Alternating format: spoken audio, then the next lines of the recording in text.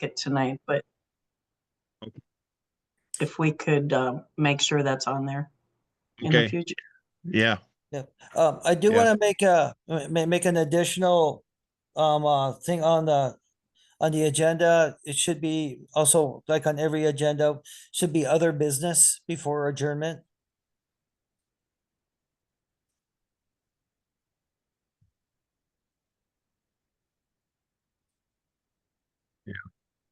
So,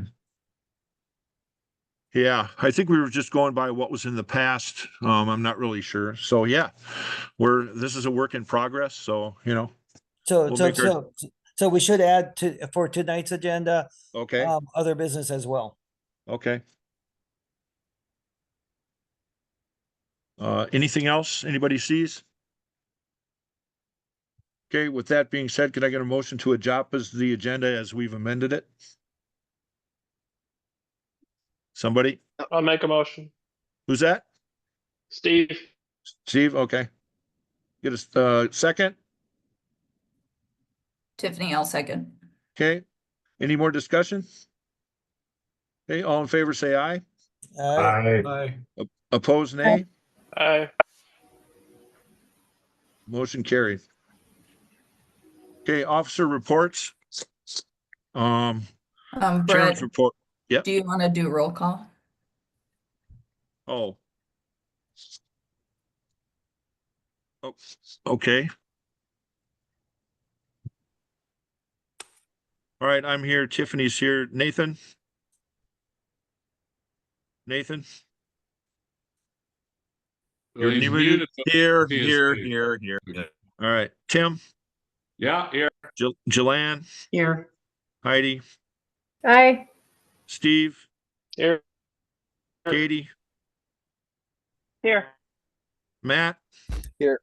Lisa Murphy? Yep. Lisa Tilney? Here. Okay, Rob? Here. Fred? Here. Peter? Here. Jerry? Here. I don't think Vance is here. Amanda? Here. Okay, Noel? Here. Holly? Yeah. Mary Gail? Here. I don't think David's here. No. Okay, Greg Kuhlberg's not here. Jeff? Here, Okay. Greg. Greg's on. Oh, Greg's on. Oh, okay, all right. Jeff? Here. Okay, Jim? Here. Daryl? Here, Okay, and I don't think Brandon's here either. okay. Can we get Okay. a list of calling out who all the guests are? Are we even keeping track of that? Yes. Well, we you should know should. who the guests are in every meeting. This is not a public meeting. It's a private organization, so if guests should be noted. I do note them in my minutes, Bret. And if I could just ask everybody, when you make a motion or second, if you please say your name. Because like when there's 2 pages of names, it's hard to just see it. Yeah. Can you read off those guests at all, Jilann? Or is that it's kind of hard to keep track of, Daryl? No, it shouldn't. Is it? I mean, as we're making discussion here as a board, we should know who's all listening in and hearing what we're saying. Okay, well, So when it we looks have to be open- like when- Lisa Hahn as a guest. Is that Yeah, correct? Lisa's Hahn, Vicky Thompson, Mason, and if I butcher your last name, I'm sorry, Epinetter? Correct. Okay. Those Eric- are the guests that I know Eric of. Rice, a guest? Oh, Eric Rice. Curtis Rathwish is. I guess Eric that's- Rice is a Stevens County chair. No. Curtis Reswich is here, Rethwich. Who's Dave O Senior? Sorry. Dave is from Yellow Medicine. He's the co-chair, deputy chair down there. Yeah, I saw Dave Hughes on before. Now I'm not seeing his name. Let me see. I'm here. Oh, Dave, okay. Yeah. Okay, sorry. This is Lisa Hahn. I'm the MNFRW CD7 Director, the Minnesota Federation of Republican Women CD7 Director. Thank you. And Dave is sitting in because Kathy couldn't make it from Kitson. Correct. That's why Dave's on. Okay. All right. Anybody else we haven't talked about yet? Justin Moore, I believe, is on. Justin Malone, Otter Tail BPOU. Oh, Malone, Chair. sorry. Yep. Said your name wrong. No, Yeah. no worries. Okay. Okay. Maybe we should add that to our agenda, that is to announce all guests so we don't forget. So, okay. All right, we ready to move on with chair report? Pretty good? Okay. I had a town hall. Andy Carlson just signed in. I don't know where he's from. He's my deputy chair in Meeker County. Okay. All right. Anyway, getting back to the town hall I had with the BPOU chairs, that went real well. I think about half of them showed up. Put out a lot of information. A lot of the information that we covered in our meeting was at that meeting too. It was just a chance for me to get to know, to actually talk with other BPOU chairs, to just building relationships. So, and the other thing I did this past week was I went to Otter Tail County BPOU, their first meeting, on Monday for the new leadership. It was a fun time, a good group. There was probably 70 people there. Is that about right, Justin? About 70? Yes, I would say that between 70 and 80, all Yeah. the executive board was there. I would say 3/4 for sure were there, and then there was 35 guests or more. So Yeah. Yeah. So, and then the last thing, okay, here comes Brandon signing in. SD21. So that's really all to report there. Tiffany? Anybody have any questions for Bret before I start? Can I screen share, Bret? Yeah. Says it's turned off.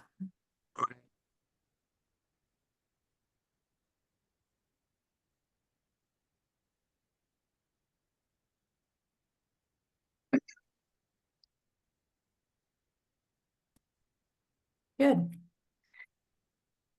All right. Well, good to see everybody on here tonight. You know, one of our convention basically ran around United We Stand. And are we standing? You know, I'm going to talk about the first 4.5 weeks since the convention. And when I was talking in my second speech at the CD7 convention, I was expecting that we were going to continue the winning streak that we had going from the past few years.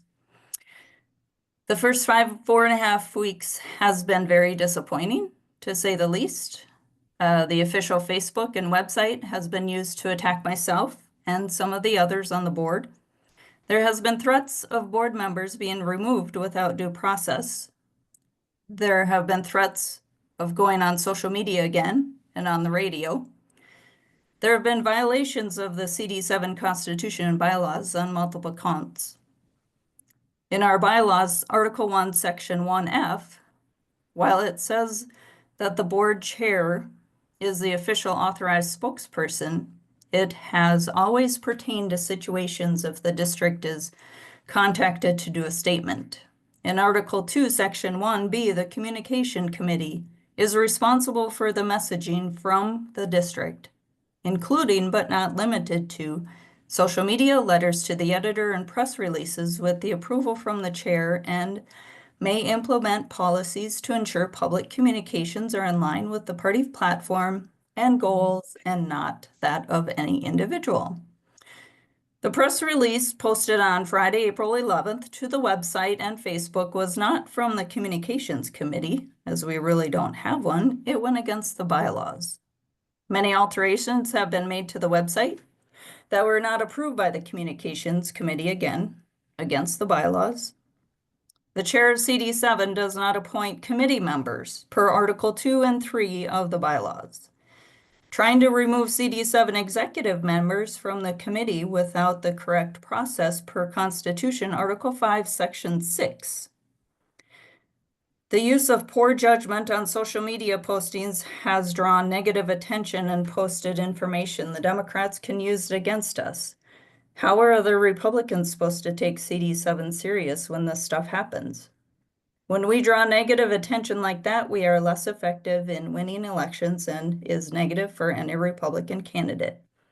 Like I said on last week's BPOU chair call last week, when you get elected into a leadership position, please be mindful of your social media posts and comments. I am part of other boards where there are millions of dollars at stake. They would not put up with some of the actions that some on this board have done already. If you are in the minority, you have to work with the majority. You simply do not go and complain on social media because you lost a vote. So please be mindful of what you post.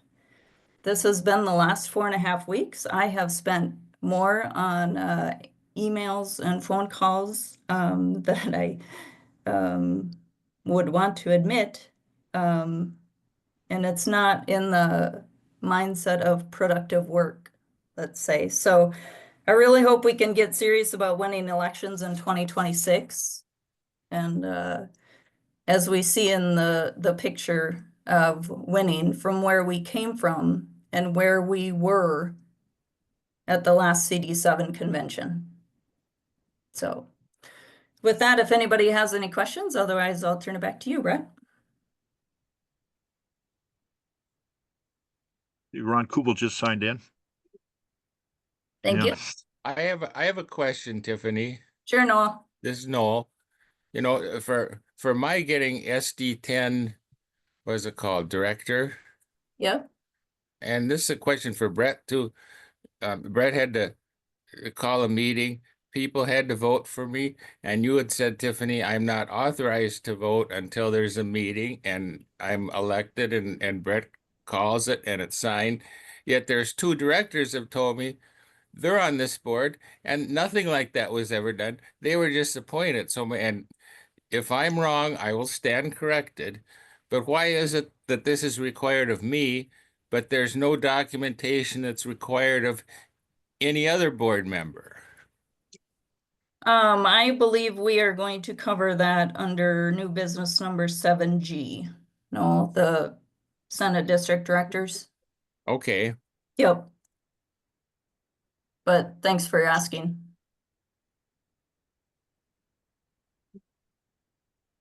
Just from my perspective, Noel, this is Jilann.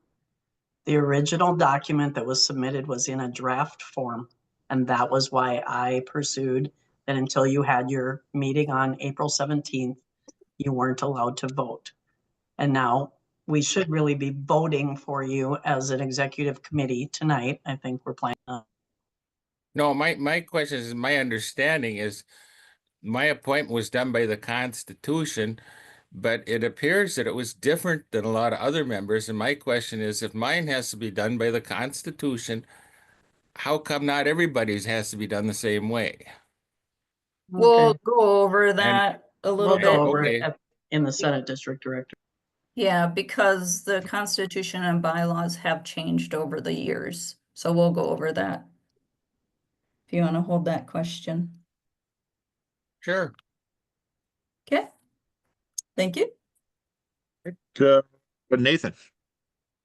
Yeah, hey, well, executive committee, state exec committee has not met yet. They postponed, as probably most of you already know, but they postponed their meeting that they had scheduled for Monday to wait for CD8 and the election in Senate District 6.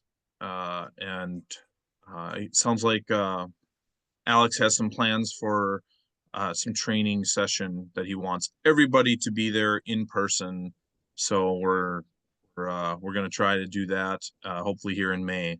So I don't have anything other than that. I mean, I'm sure we're gonna get into the rest of this, that we have planned for the agenda tonight. So I'll hold off and wait, so.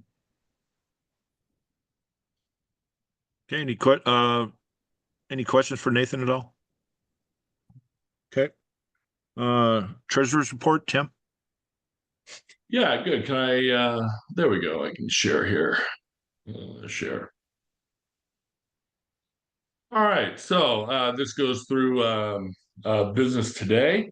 Beginning balance, we start off with 4769.21 in the state account.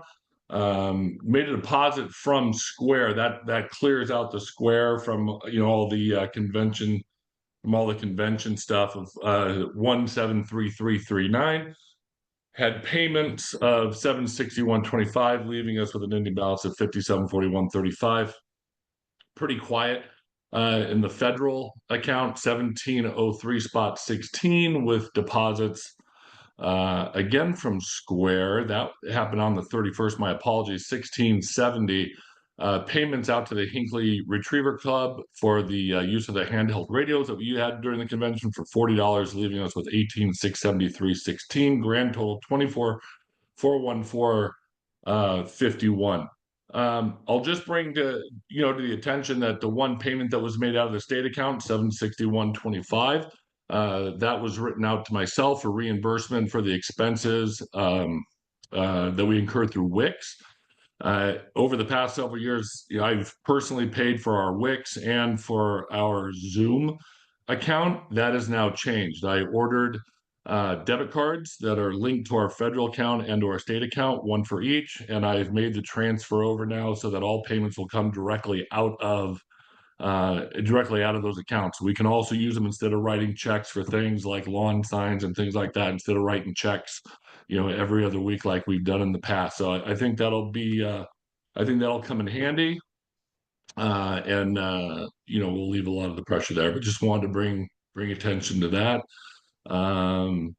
Other than that, everything else is pretty straightforward. Again, grand total and what we've gotten between the two accounts, $24,414.51.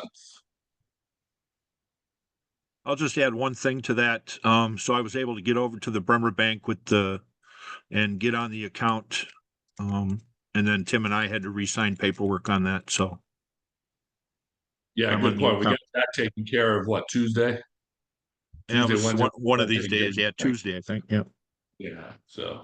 Yeah. Okay. Yeah. Any So we should be questions? squared. This is Lisa Murphy. Do we get, can we get a copy of this? It didn't come out in the emails of the treasurer's report. Yeah, let me make a note. I'll send that out. Email. Well. Okay. All right. We I get make a motion to accept the treasurer's report. This is Okay. Rob. Rob, you get a second? Second, Lisa Murphy. Lisa, okay. Any more discussion? Okay, all in favor, say aye. Aye. Aye. Opposed, nay. Motion carry. Thanks all. Treasurer's report, Secretary. or Secretary's report, Jilann. So I think you all got these today, maybe in email. So April 3rd, we met. That was my fault. She sent them to me 2 weeks ago and it just got buried in my email. So that was my fault. So we've got a couple different meetings at an April 3rd meeting. That was our first meeting. Did anybody have any questions or concerns about that? I had one, if I may. Go ahead, Jim. I guess just looking at some of them, I guess saw that some were marked draft and one was marked confidential. And I guess I didn't know when you decide to make one confidential versus not. Robert's Rules of Order told me to, on an email vote, to cancel a meeting. It wasn't essentially a meeting. So. Oh, okay. So Thank it's you. not meeting minutes. It's just a confidential record. Okay, thank you.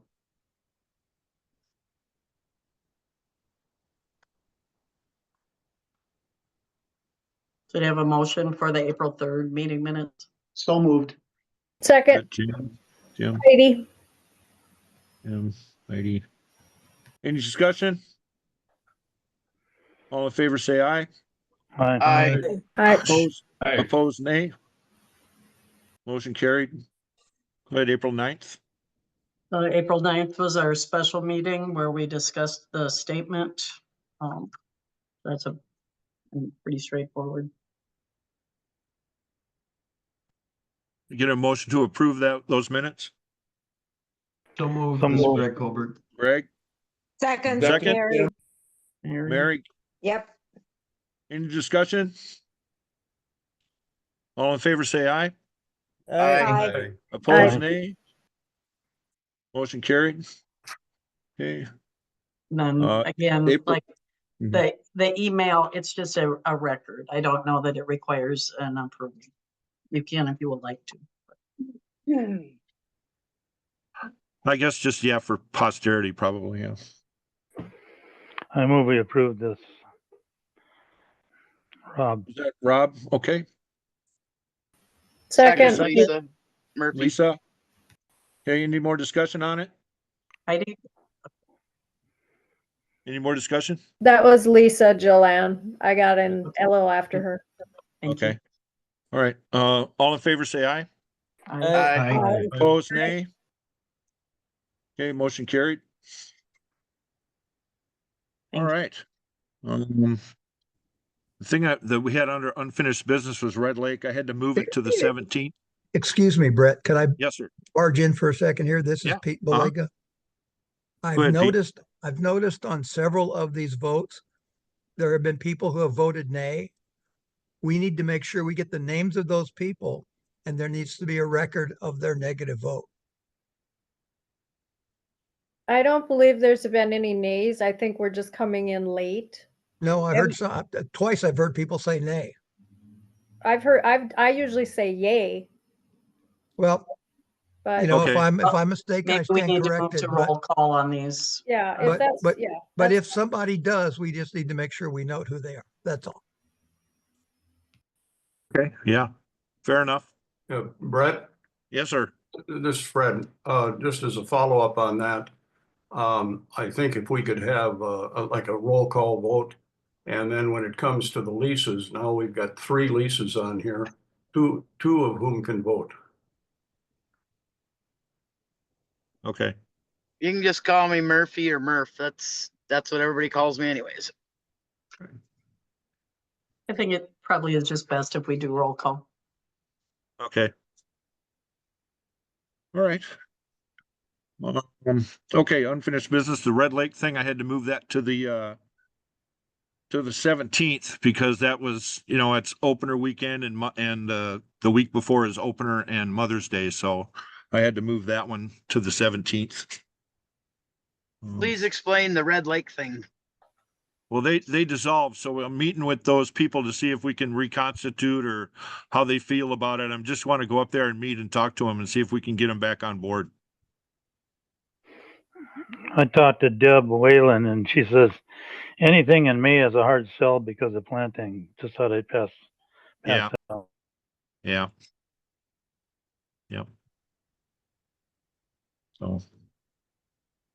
Okay, that's it. New business.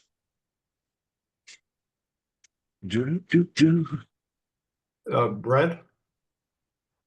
Yes. Yeah, this is Fred again. I just might add something here. A few years back, we had a similar problem to that up in Norman County. Uh-huh. Where they disbanded and there was nobody there. And they had no constitution, no bylaws, no nothing. Pete Belega and I went up a couple times, met with some people up there. They started a new BPOU. And I'm not sure then when they switched from CD7 to CD1, what exactly happened, because Norman went up into, the northern, it wasn't in our bailiwick down here in SD4 anymore. So I don't know at this stage if they've still got one there or not, but you might contact the people there because they recently went through this within the last 3-4 years. Oh, Yeah, Okay. Norman is going pretty good, so. okay. I think Ron Kubel is on tonight. He's their chair. Yeah, Ron Kubel. Yeah, I talked to Ron a couple of, probably 2 months ago, I think. And we actually met in New York Mills, I think it was. So, yeah. Yeah. Yeah, they're going good up there. So, yeah. But yeah, good point. If they've already gone through it, they can probably be of assistance, getting Red Lake back up. So, okay. Has everybody had a chance to look at committees? So this is just a draft. It's not, there's no stone, it's not written in stone here anywhere. So this is kind of what I came up with based on the people that have contacted me who wanted to be in. Now, if you look at the first one, the fundraising one, Daryl was already doing that one, and I'm hoping that he's going to continue to do that one. I'd like to do a correction. Uh-huh. I will not be able to, probably be on the finance committee this year time. With my new job, I'm traveling about every other week to Chicago for about a week and then out to California as I'm transferring that production line to Minnesota. So I don't think I can do justice where, meeting with, fund, donors and stuff, because, you want to meet with them in person, courtships and stuff like that to, build them up what our revision is going to be. And I don't think I can do it justice. So I'd be happy to be on a different committee, but I don't think I could be pretty valuable on this one for what we need to do and the money we need to raise for 26. Yeah. Do you happen to have a folder or files you were keeping on that you would be able to pass on to the next person? Yeah, let me double check. Okay. All right. Is there anybody out there that is willing to head that one up? Bret, Heidi, yes. this is Mary. Say, I Uh-huh. just have a question to clarify. Okay, these lists with these names of people on the committees, excuse me, I'm losing my voice.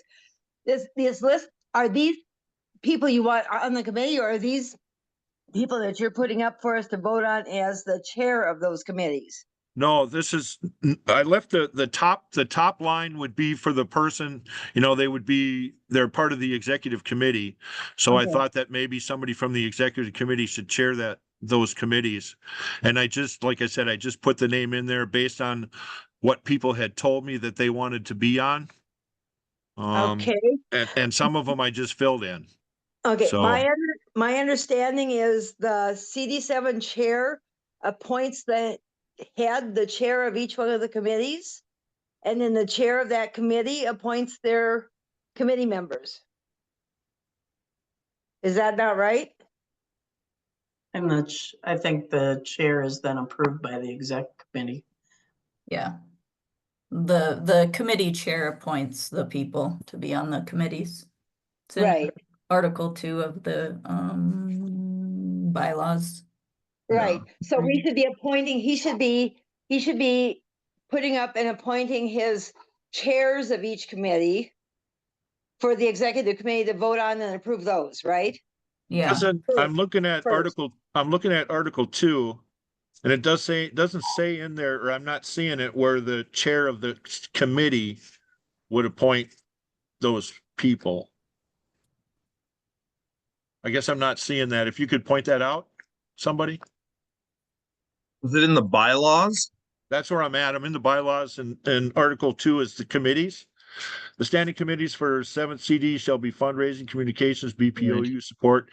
The chair of each standing committee shall be appointed by the chair of the CD7 with the approval of the executive committee. Membership of the standing committee shall include the chair, at least 4 members as defined in Article 3, Section 1, and of the Constitution. Members need not be duly elected delegates or alternates. Each appointee shall be from a different BPOU. So it doesn't say So that Brett, the chair of the committee appoints. so Yes, sir. Brett, from a historical standpoint, we have, the chair has, presented, the CD7 chair has presented a potential individual to chair a committee. The board voted on that. And then that chair of that committee went out and sought the membership thereof from all the BPOUs.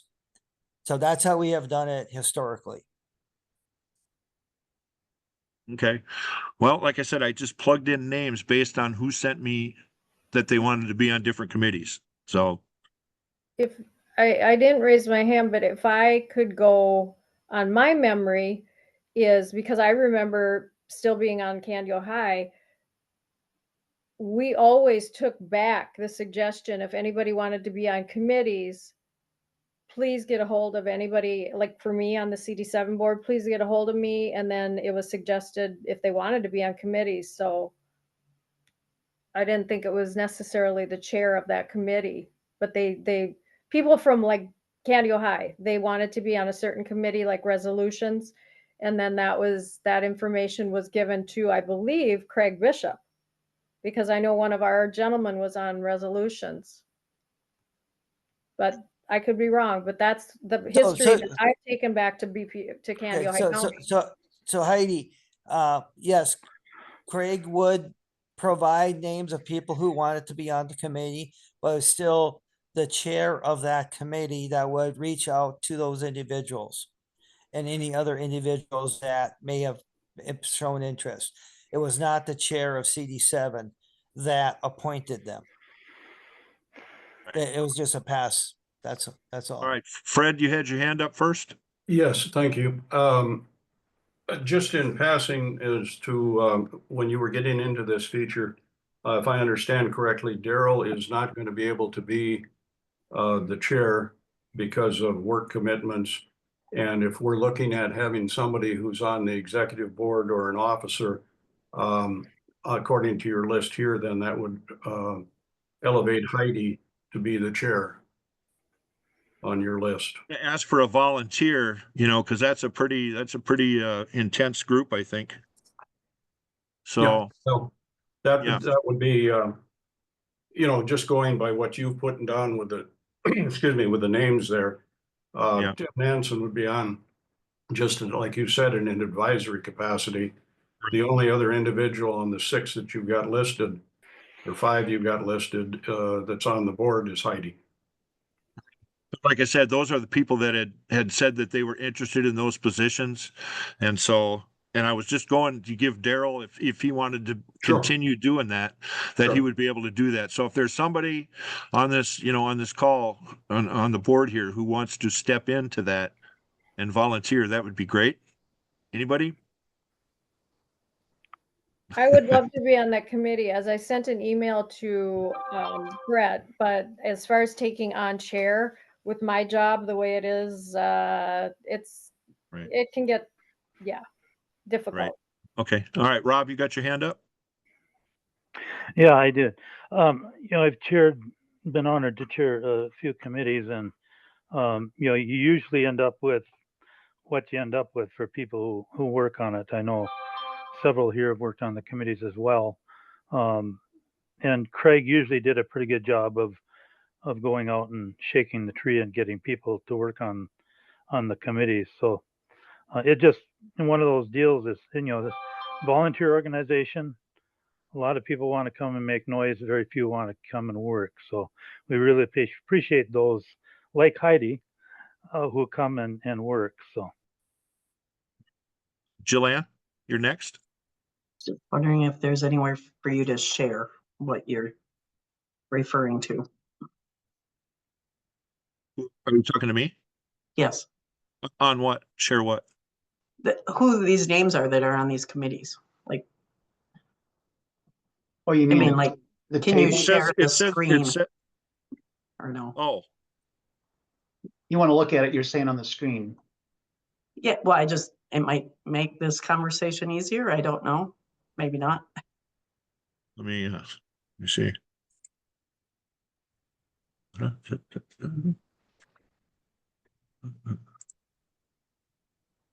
Okay.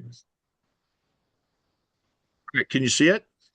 Yep. Oh yeah, beautiful. All right. Okay, so we're gonna take Daryl's off of there. So again, is there somebody willing to pick that up?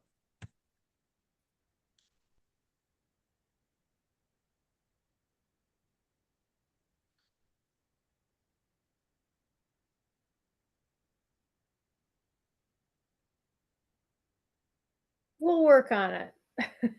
Well. Okay, Might have to table that one for a minute. okay. For a minute. Move on to communications then. Jilann, you said you didn't want to be on this one, right? Correct. Okay. All right, so I got Katie German on there. And I saw at some point, I think, Greg, weren't you on the website as a webmaster or something like that? Greg?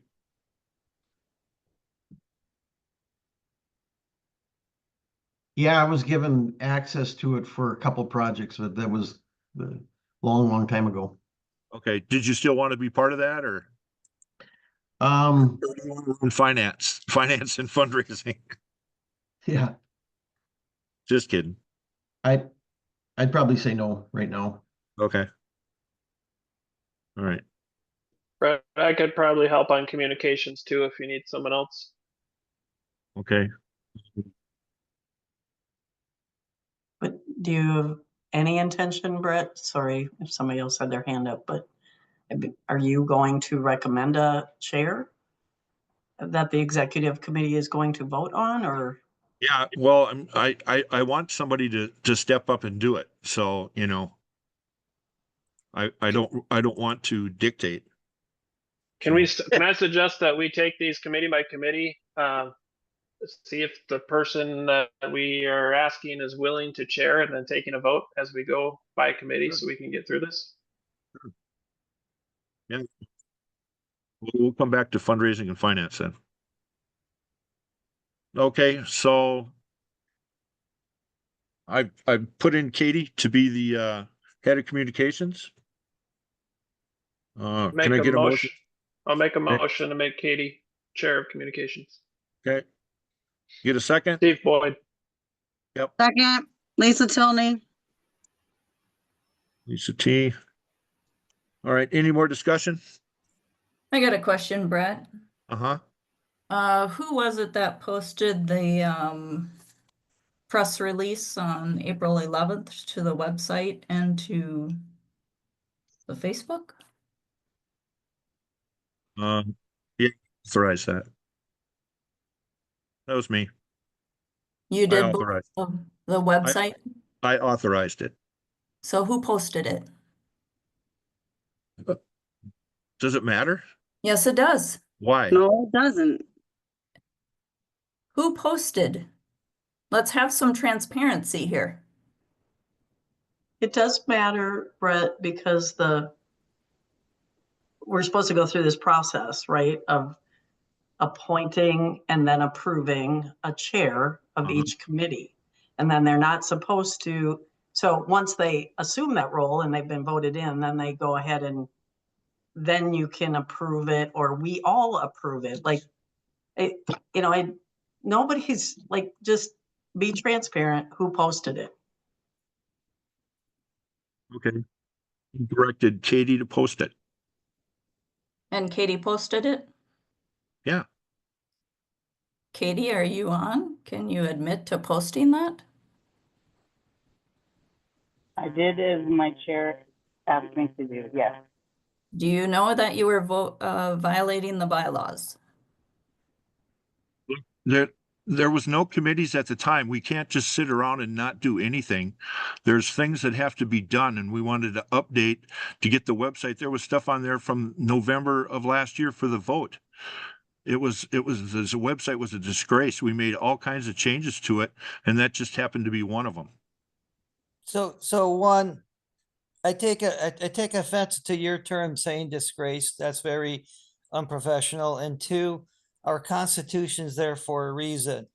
we need to set up our committees and then go through it, and whether or not you felt things had to be done, then we should have had this done on our very first meeting. We're not Well- following our own constitution. Yeah, That is well, something this, that you have stated you pride yourself in following. yeah, well, I had planned to do committees on that meeting on the 12th, but the meeting was canceled, so. Excuse me, Mr. Chair, your April 15th meeting was for Senate District Directors. You have since added that this would have been part of it, but that isn't what the original meeting invite said. So I don't appreciate that you say that that was what that meeting was for. That wasn't. It wasn't for, but I was gonna add it. I understand, but again, a special meeting, you can't add things, so. Okay, all right. Got it. Go ahead, Amanda. Amanda, you got your hand up? I was wondering if you had responses from all of us regarding these committees. No, I didn't. I only had a very few responses. So the email that I sent to you on April 9th and the email that Vance sent to you? Yeah, I talked to Vance. I think I CC'd you on that.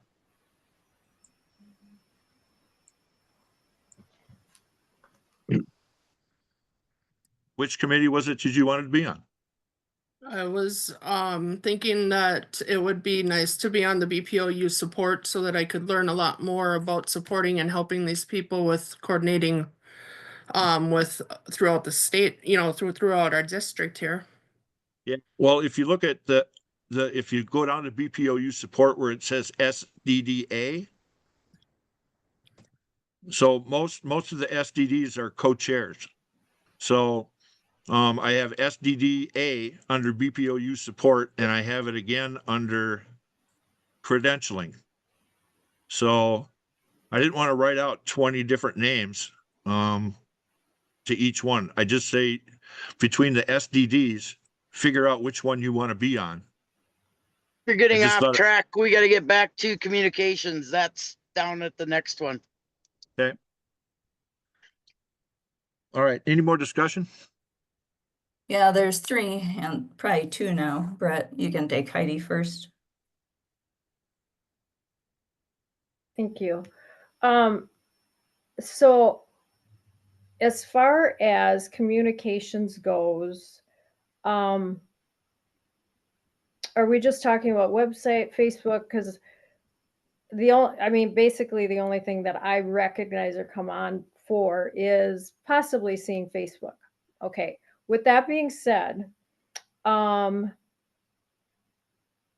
past meetings, what I'd like to recommend also, I know I'm not trying to segue, but is it possible that these chairs of each committee, if we have submissions of their committee minutes at every CD7 meeting? Because I don't recall in the past that a lot of our committees and committee chairs have submitted minutes that we have approved.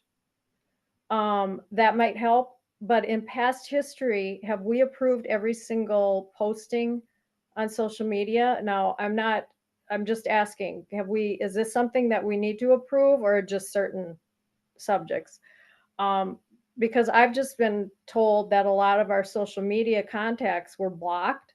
Was that something that our board, since I've been on for 2 years, that we've blocked CD7 constituents from our page? So I'm just trying to get clear, and I am all on, we have to abide by the Constitution, bylaws, so that I'm just trying to clarify things so we're not getting sidetracked and this tit for tat back and forth.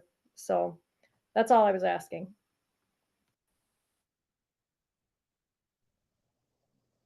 I don't think there's any minutes out there, not that I know of. So, but that would be whoever the chairs were, they should be keeping a folder about that stuff. Go ahead, Tiffany. Oh, so just to clarify, Bret, so we're putting forward a chair that has already violated the bylaws, correct? Yeah, she did it under my direction. Okay. So just before we vote on this to be sure that we are clear on the communications roles in Article 2 of the bylaws, limited to social media, letters to the editor, and press releases.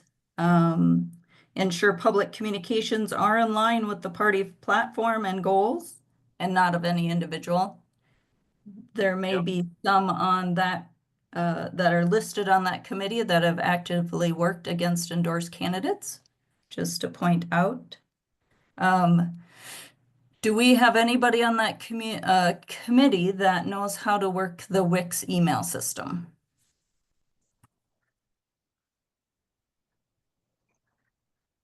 I'm familiar with Wix. I've built several websites through there, yes. Do you know how to work that, Katie? Yep. I do. Okay. Any more discussion? Jilann has her hand up. Oh, sorry. I just was gonna say that in regard to Heidi's comments, we, normally you don't get meeting minutes from these standing committees, but you would get a report from the chair of what they're doing. But shouldn't these committees be keeping minutes? I don't think meeting it minutes? specifically says minutes, it says a portfolio, so it might just be a bunch of notes, but they should keep it. But I don't know that any meeting should, I mean, personally don't want to sit through that. I just want the chair to summarize what the committee's up to. Right, otherwise each committee would need a secretary, and it's, good Lord, it's hard enough to get volunteers, let alone a secretary. Yeah. All right, Rob's got his hand up. Go ahead. Well, on that vein, a lot of them, Jilann was mentioning reports. So say you have a resolutions committee, they present a report to the convention, as does the rules committee, as does the constitution committee, and that report is a record of their committee work. So.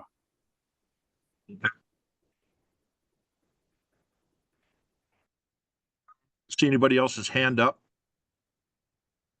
Wait a minute. Go ahead, Fred.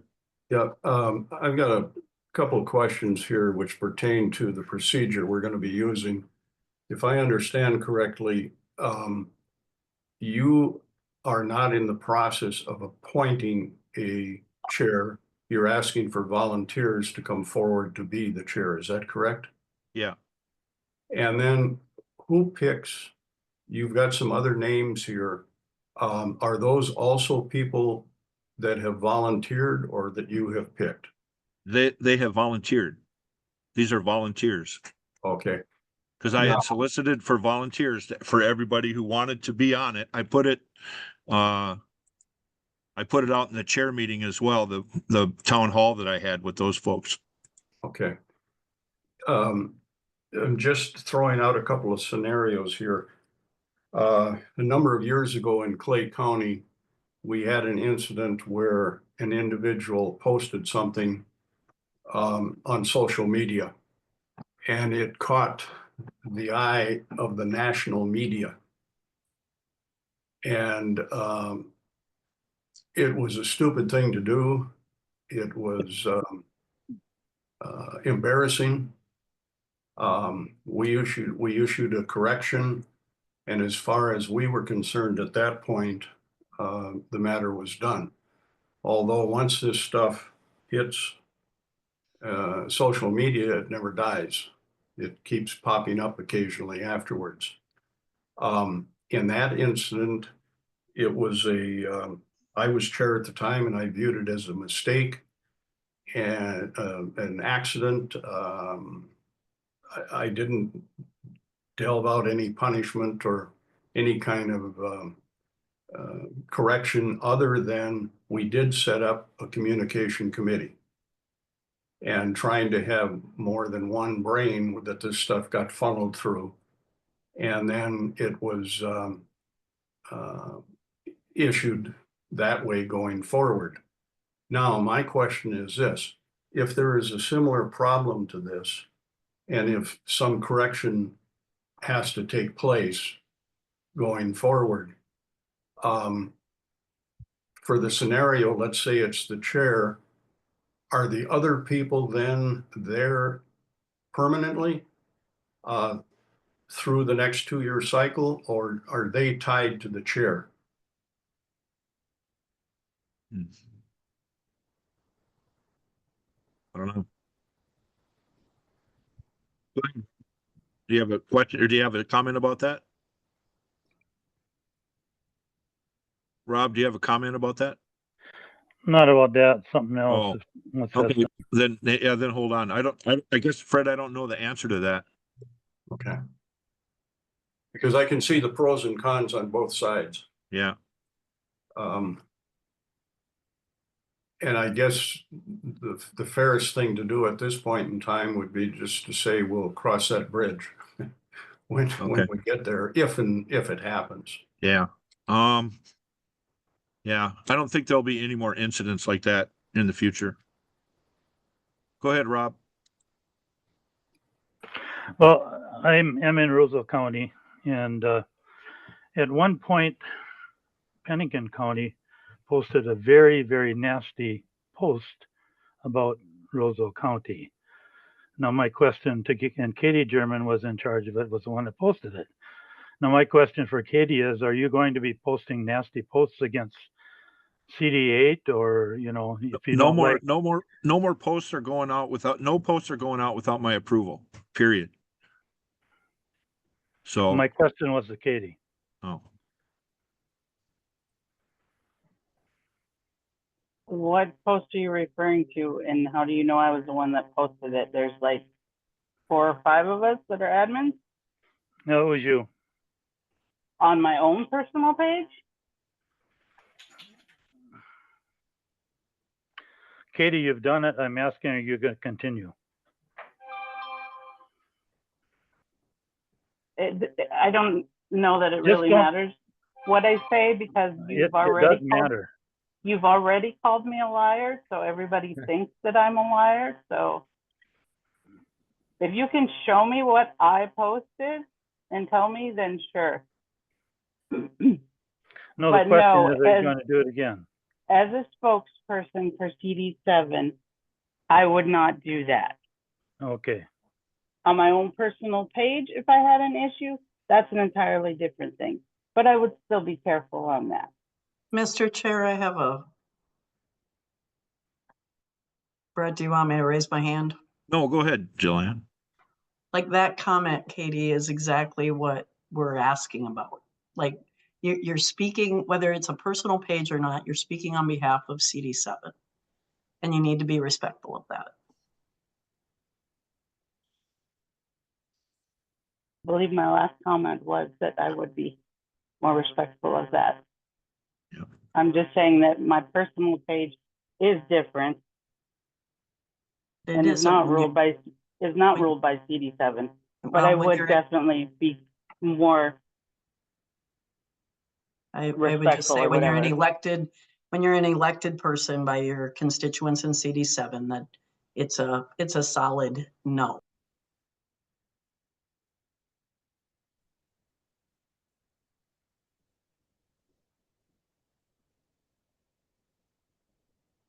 Okay. I don't see anybody else's hand up. Oh, Ben Englund from Hubbard County is signing in. So I guess we're going to need to do an up and down vote here.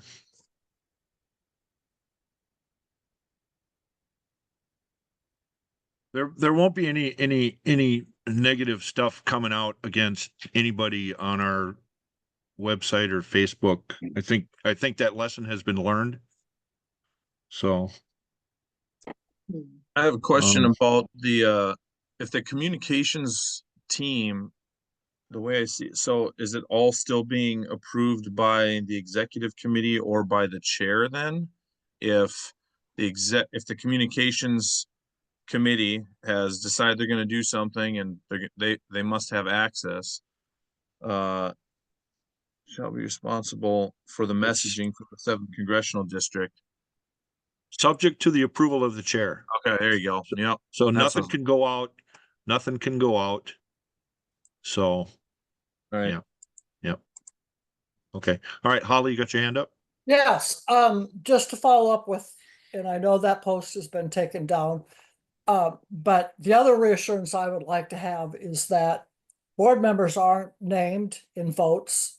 Total votes, I have no problem with, but when we start posting individuals' names and how they voted to the official CD7 web or Facebook page or website, I take great exception to that. You know, there's a lot of people that are still working, and we don't want them to have this stuff come up in posts like that in the future. Well, we're not, are we going to be able to post minutes or are we not? I'm a hard no on posting minutes. I don't Me think too. we need to give them more playbook. But Okay. Send All right. out the we can minutes in email the them to meeting. the chairs if they need the information. All right. Fair enough. So we don't see any value in allowing the constituents to see how you're saying that there's more detriment to letting the Democrats see how we voted on something versus letting the constituents of CD7 who voted us in how we voted on things? Is that No, that's the not what I'm saying at all, Nathan. What I'm saying is Okay. that we can filter them through the BPOU chairs and use some semblance of order. But I don't think we need to name names in posts on Facebook to try to intimidate and bully people. I think, Nathan, at the first meeting, Bret said the BPOU chairs or the Senate district directors were to be contacted for minutes. Yeah, that's what we talked about. I just wanted to get clarification because it's with all the communications going back forth, I kind of. Well, if you'd like to take a separate vote on that, I think Tiffany's got her hand up, and otherwise we should do a roll call on this. Yeah, motion. okay. All right, Katie. Tiffany, go ahead. Yeah, Nathan, it always has been an open door policy. If somebody wants the minutes have always been sent out to the BPOU chairs. Anybody can ask the Senate district directors for minutes. It's always been transparency. The BPOU chairs have always been invited on the calls. So it has been open. One thing you don't want to do is give the Democrats what we're doing and where we're targeting. I mean, there's a difference, right? And so the state party doesn't post their minutes. There's just some things you don't do. And, you know, if anybody wants minutes, I think we have an open door policy here. Anybody can attend. Anybody can ask you. Anybody can ask me what's going on. You don't have to have it posted to the social media or Facebook for all the Democrats to see. That it's just kind of always been that way. So, but I will move to call the vote on this subject, Bret. Tiffany, you're talking to Question somebody who is- doesn't even have a Facebook, so yeah, that's no worries there. So yeah, if anybody asks you for minutes, send them on email. That you know they're Republicans, right? And that's we can sift and sort who sees them. Okay. Yep, fair enough. Excuse me, Mr. Bussman, this is Yes, sir. Pete again, and I apologize. I cannot figure out how to raise my hand. No But worries. for the purposes of this meeting, Fred Wright will be taking our vote. There's two of us, but only one vote. So I'm just Okay, yep. deferring. I'm deferring to Fred on this. So Okay. not to cause any confusion. Okay. All right, thanks, Pete. You bet. All right. All right, so we'll just go right down the list. So I'm a yes. Tiffany? I'll give her a chance. Okay. Nathan? C, yes. Yes. Tim? Okay. All right. Jilann? No.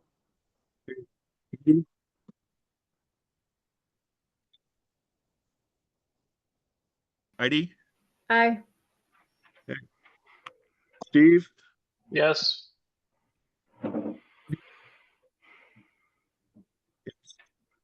Katie? Katie, Oh, you're- I get a vote on this? Yes. Sure, yes. Okay, Matt? Aye. Lisa? Which one? Lisa Murphy? Sorry. No. Okay. Lisa Tilney? Yes. Okay.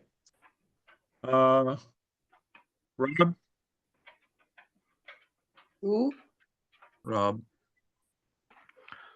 Oh, you want Rob? I didn't hear that. Yeah. And we'll give her a chance. okay, thank you. Fred? We'll give her a chance, yes. All right. Jerry? Yes. Awesome. Amanda? Yes. Okay, thank you. Noel? Yes. Okay, Holly? That's fine, but we haven't voted to add Noel to the board yet, have we? No. Not. I don't think that's required, is it? Yes. Yes. Is it? I thought so. Yep. All the rest of us were voted to the board. Well, that's not according to the bylaws. Anyway, Yes, it is. It's in the Constitution. But okay, well, we'll discuss it. Mary? Who you cut out there? Mary? Mary is a no. Okay. Is it Greg or Jeff? Which one? I'll do it. This is Greg. I'd say, yeah, but with the promise. Or Daryl? Which one? Daryl. Okay. Go ahead, Daryl. Yes or no? Sorry, I thought I was off mute. No. Okay. Brandon? Yes. Okay, thank you. 2, 3, 4, 5, 6, 7, 8.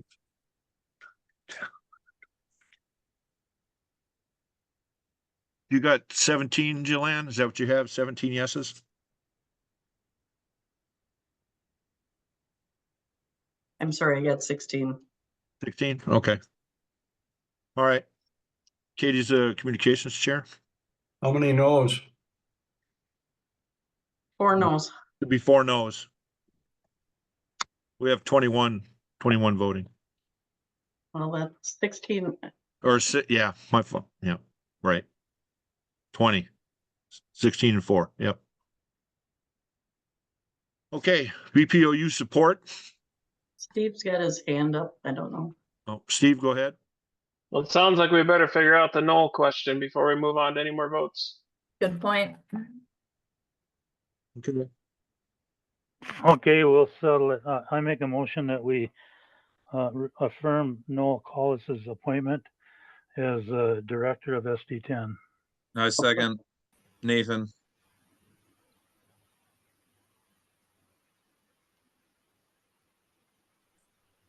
Okay. Any discussion? Yeah, I have discussion. I want to know where in the bylaws or constitution it says that a board vote for Senate district directors is required. I know it is for officers. So in the Constitution, Bret, Article 6, Section 2, under composition, Senate districts. Hold on. Article 6, Section 2. Yeah. Senate districts and their directors exist in the 7th Congressional District by the authority expressed wherein the 7th Congressional District and its constitution and bylaws and said Senate districts and their directors are totally and completely subject to oversight of the 7th Congressional District Executive Committee and the BPOU chairs of such Senate district.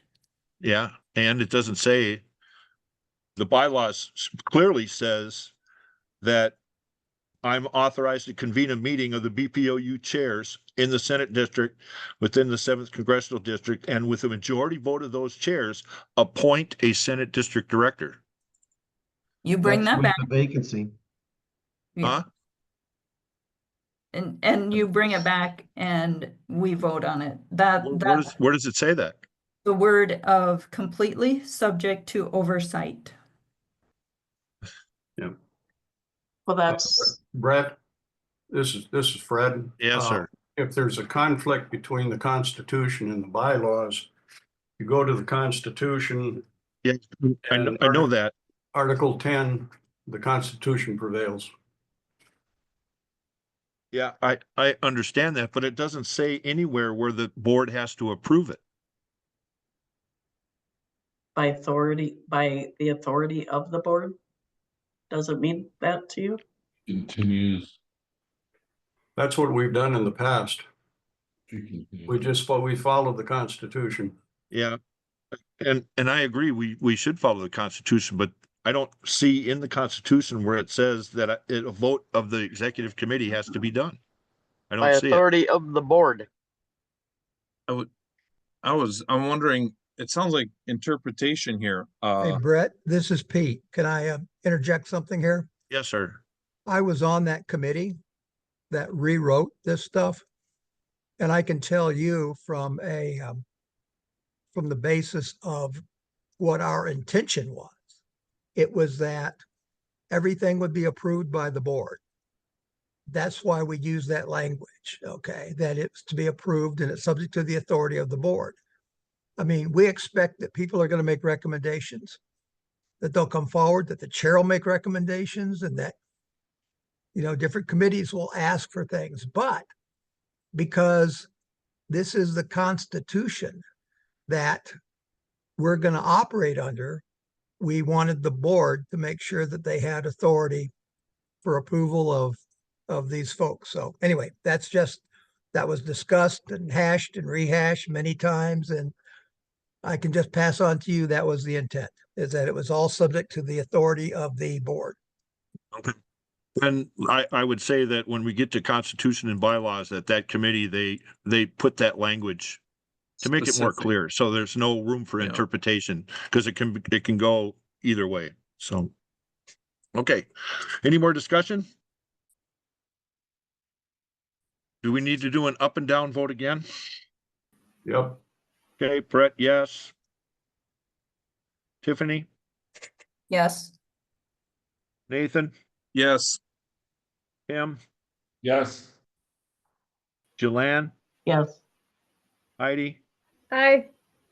Steve? Yes. Katie? Yes. Matt? Aye. Murphy? Yes. Lisa Tilney? Yes. Okay. Rob? Rob Crowe? Are you there, Rob? Okay. Fred? Yes. Jerry? Yes. Amanda? Yes. Okay. Holly? Yes. Okay. Mary? Yes. Okay. Greg? Yes. Okay. Daryl? Yes. Okay. Brandon? Yes. Okay. I'm gonna go back to Rob. Are you back on? Yes, did you hear me? Okay. No, not Something hear you now. Yes. Something happened to my sound, so All right. just now got it back. All right. That sounds like unanimous.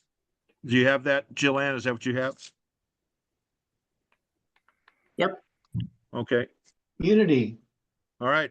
It's a beautiful thing. It is. Yeah. Thanks for bringing that up, Steve. I appreciate it. Okay. BPOU support. So I got, Steve Boyd had volunteered to do that committee. And then, Annette Watson had volunteered, Wendy Wall. I volunteer to be on that committee, Lisa Murphy. Yep. Okay. Awesome.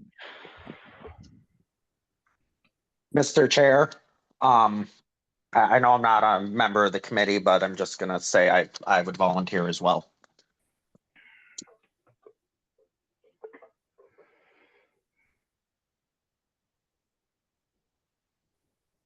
Did Steve volunteer to chair it or just be on it?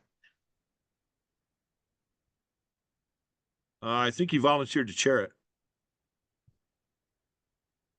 Yeah. Mason, what county are you from? Lackaparl.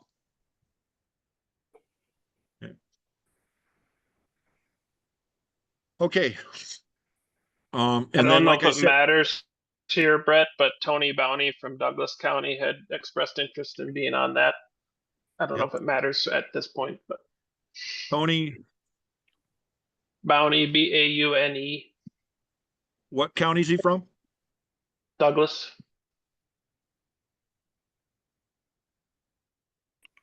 Okay. Mr. Chair, Yes, sir. could you explain again the SDD/A, what Yeah. that means? So when I was doing this, I looked at the duties for the Senate district directors, and it says on there that they have to sit on a committee. Well, if they have to do it, then let's put them on something that they're already going to be doing anyway, instead of putting them on a committee where it's going to require more time. So that was my thought there, because most of these are co-chairs. So BPOU support, which the Senate district directors do anyway. I have one of them on there, and then again, the BPOU or the SDDB, the other person would be on credentials, and they can flip flop or do whatever they want. One take one committee and one take the other. But I just wanted to make sure that I'm aligning them so they can be in line with their duties. So everybody's on a committee.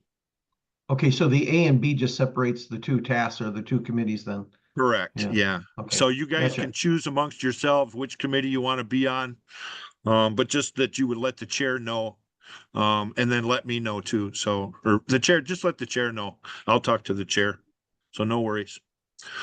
And then if you look at the committees right underneath that, as I have Annette Watson at comms, and that was another thing. So the communications, I wanted a person from each,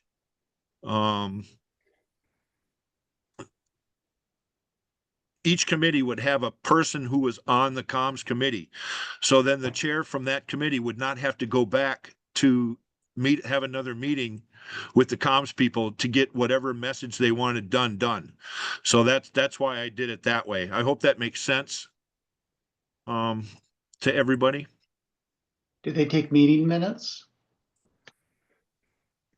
Well, I mean, we talked about doing notes. I mean, it would be nice to have minutes, but again, it's not required. Like I think Jilann explained, they have to maintain a folder or something like that, with notes or whatever. So, and then be prepared to brief the group. So does that make sense to everybody? Go ahead, Steve, you got your hand up? I think Daryl was first. Oh, sorry. Go ahead, Daryl. So one question that I have, so Steve still has his campaign, FEC campaign active. And, you had asked him to shut that down. So before we vote and we have him, leading this, I think we need to resolve, why his FEC campaign has not been, closed. Go ahead, Steve. You want to address that? As far as what are you referring to, Daryl? The finance part of it, or? Yeah, the finance, your FEC, which states that you have an active campaign. And we don't have an active Constitution- campaign. We do have some campaign debt still that has to be done. So that's the main reason why that's still open. So when do you propose to close it? Because right now you can actively take donations. And that would be a Right. violation. So you need to get that wrapped up and closed. How does that pertain to this? No, I'm just saying, because if you're going to be the chair of this and we want, to have a member of the board be a chair, if you don't close out your campaign, then, that violates our constitution, right? So we need you to resolve that. That's why it's. How does that violate the Constitution? Because in our constitution, same thing you guys brought up at CD7 convention, where you were going to prevent Craig Bishop and Mandy to actually run. You were going to change the constitution to prevent it, and you cited the state constitution. So I would agree. So I would suggest that those who promoted that would want to follow that as well. I'm sorry. So you're saying because of the active finance, you view it as an active campaign? Well, right. I'm just now, trying to get clarification, Daryl. Yeah, right now, I think you have a conflict of interest with an open FEC campaign where you ran against our CD7 representative. And you're now are on the board to influence how we do business. So to me, that's a direct conflict of interest. So you should be able to close out your FEC campaign, and then it's not an issue. There should be no reason why you can't close that out. Yeah, we'll look into that. Oh, Okay, I think Katie's next. Sorry, I forgot I had my hand up. I was just going to go back to you wanting people from comms on different things. So what you were thinking is, like, for the fundraising committee, if they're busy working on a fundraiser that we need to get out, then they can come to the communications people and say, this is the event we need to get word out, that kind of thing. That's how you're looking at that? If you look up at fundraising, you can see Sarah Verheuvel, who's on comms committee. She's part of that committee. So she would come back to the comms where she belonged, and talk to you guys, and then with the message that they wanted to communicate. So rather than the chair having to do it, that's why I put a comms person on each one of these things. So you guys could just get together and just do whatever you needed to do. So that's the whole point of that. You see that right there, comms? Yeah. Gotcha. Comms, I have it here. So I have it in all of them. Okay, Jim? Yeah, I guess I've had some comments too locally down here in McLeod too, looking at things, and I guess if I'm hearing this right, that Steve's website is still active as well. And I thought that was an action item to close that.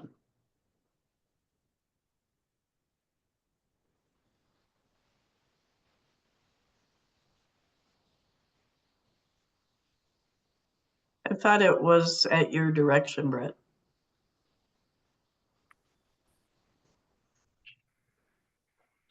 Steve, any comment on that? I have not closed it yet. Yeah, I'm not running an active campaign. These are things that stick around. It looks like it. Yeah, I'm getting a real earful down here because. Well, yeah, your county is quite the county, because they wouldn't even let us be involved in the process last time around. So, it's pretty amazing the amount of time we spend trying to keep people out of the process rather than trying to come together with a plan on getting something done. Well, I hear you. Yes, I'll close the website. Okay, because part of it though too is I understand you're in for nominations committee. You didn't commit to finish your term either. So there's different questions out there that don't give us confidence. I'm just passing it on to you. Okay, Mary Gail, Mary. I was just going to bring up too that his campaign website was still active. His Facebook page is still active. I could go in there right now and make a donation to him if I wanted to. They need to be closed ASAP. Okay. Fred? Yeah, it seems that the problem here is the website and the campaign, the FEC and so forth. And he says that he'll close those down. I think that it's best that we put the vote on the support committee chair in abeyance until that happens. Let's not get the cart before the horse here. Annette, you've got your hand up. Go ahead, Annette. Sorry, I super apologize for butting in, but trying to balance what Daryl and Steve are saying is that when or if Steve ever decides to run for office, he fills out a separate piece of paper and tells them that he has an open campaign. So right now, he has not filled out a piece of paper telling the FEC that he's running a campaign.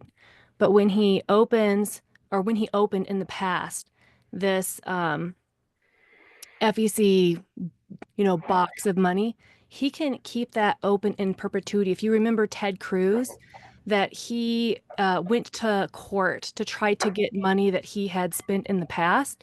So letting Steve keep his FEC open, and it's just telling you what happens, is it allows him one day to recoup his losses, or as he's saying, pay back those debts. When it comes to his website, if he wanted, you could ask him to make the front page say, I am not actively running for office. So people who visit would know. It's just creating that website again is very difficult. But he could say, I'm not actively running it. And then the other thing is he could easily turn off the give button. You know, I don't see a problem with that. But just let you know that he is actually, according to FEC law, not running an active campaign. So that's something for you guys to look in maybe later after this meeting. But I don't see a problem with him making a public statement on whatever platform he's on saying, I'm not actively running, and turning off buttons. But closing his FEC campaign hurts him in the future, even if he decides to run for something else. So I would leave it open for his discretion for later on. One of the things, Annette and Mr. Chair, that to consider is exactly the opposite of what Annette said. We're looking at the possibility of voting on a chair for one committee. And apparently, according to what I've heard, there's some conflicts with the Constitution and the bylaws that says we have a conflict of interest. Going in the other direction, does that even extend to the fact that he is on the board? Where he got elected as a vice chair. Are you a candidate, or are you on the board, not running again? What's the status? Okay, so the recommendations that Annette had, Steve, are all those Fred, things you were doable? in that meeting, and I told you guys that if I was going to run again, I would resign from any elected position, and you were in that meeting. That's absolutely correct, but I did not know that you had an FEC campaign thing that was still ongoing. As Annette just explained very well, thank you, Annette, that is not something that you have to shut down if you are not active. I will take down the website. I have no problem with that. But the FEC, that's a different ballgame, as she explained. And I have made it clear that I actually have integrity, and I will remove myself from the committee should I decide to run again. I'm here to actually help and be involved. And so far, we haven't actually done anything to further this district. And this is the type of stuff that keeps people from wanting to be involved. This is the same thing I hear when I go out and talk to people. This is why we don't win. What didn't So we win? if I understand. So what Steve's proposing, is that going to work for everybody? Can we get a timeline clarified, please? I do have a question. Well, how about the debt? The man brought up the debt. I mean, if he's got debt and being able to pay some of that off through the website, would that not, I mean, is that not fair to everybody here, that if he doesn't have to have that, he can have it on there that it's not FEC, it's campaign's done, so on and so forth. But if he's got debt, can he not have that message on there that he'd like to hey, if you want to donate, yeah, I'm still paying off the debt from the campaign. Or I mean, we could make a motion here that CD7 could pay it off, and then even no. I would be against paying off any personal debt of anyone. And here's the thing, per what Annette said, yes, if there's no activity, then it's a campaign that's not actively working. As soon as you make a payment or collect any kind of a donation, it's now an active campaign per FEC. So you either need to pay off the whole debt, or you need to take the donation, the ability to take a donation off, so that people cannot donate. Because as soon as you get one donation, you now are considered active per FEC rules. I want to clarify that.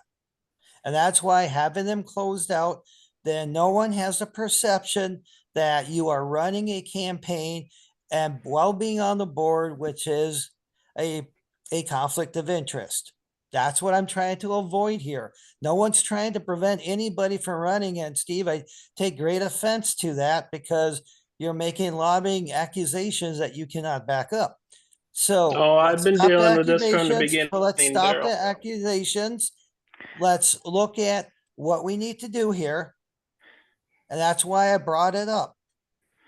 As soon as you get one donation into your FEC account, it's an active campaign. So he's gonna turn off the button so they can't Right, donate. right. So let's have a date of when that will be done so Okay. that we can be assured that by that date, and we'll revisit it in our next meeting to verify that all this has been done. Okay, And then we take away any kind of potential thought of anyone anywhere that you have an active campaign. That's what I'm trying to drive here. can you give us a date, Steve? So we can move on. I'll send an email tomorrow to shut down the website. All right, sir. Okay, any more discussion? We've been hammering this for a while now. Well, I have a question, Brett.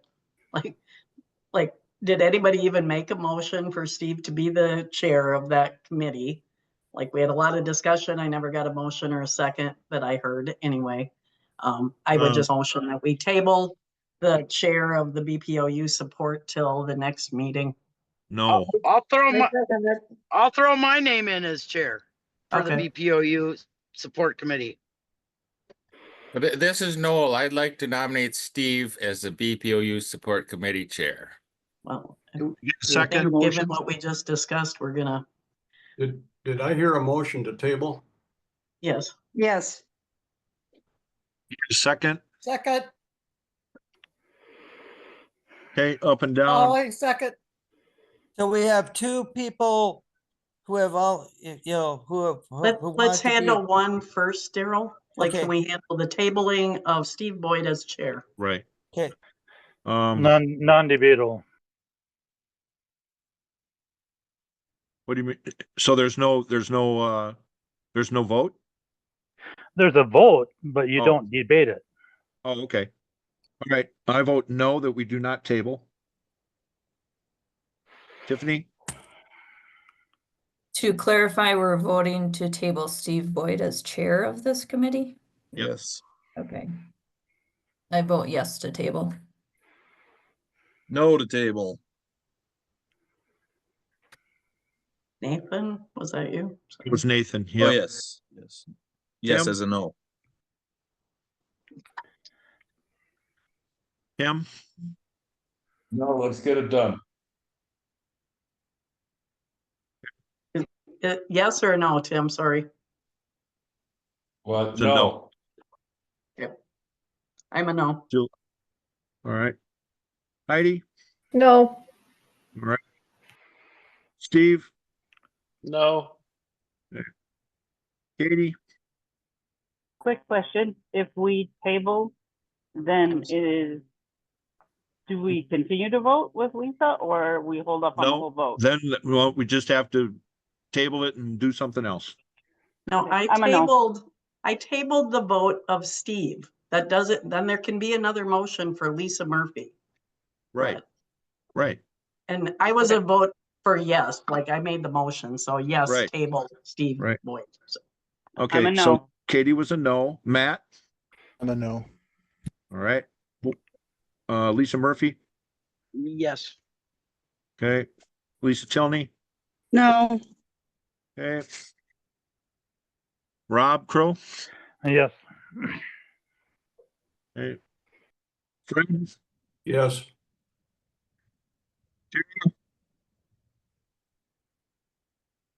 Jerry?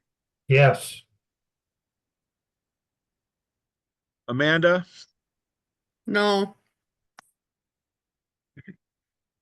Noel? Steve's not running, no. Holly? Yes. Okay. Mary? Yes. Greg? Yes.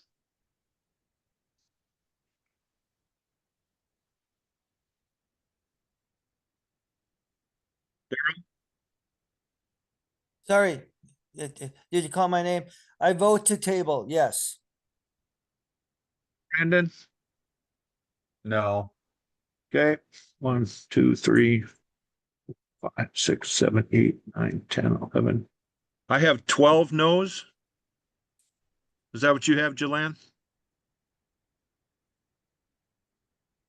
I have 11. 1, Jilann, 2, you 3, switched your vote, 5, right? 6, 7, Well, I 8, made the 9. motion and I like in the 10. controversy forgot what I was voting for. So I clarified that with Bret if you didn't hear it. I was a yes on tabling since I made the Oh, motion okay. to table. All right. Okay. All right, then it's 11, yeah. 11 no's, so we're not gonna table it, we're gonna deal with it.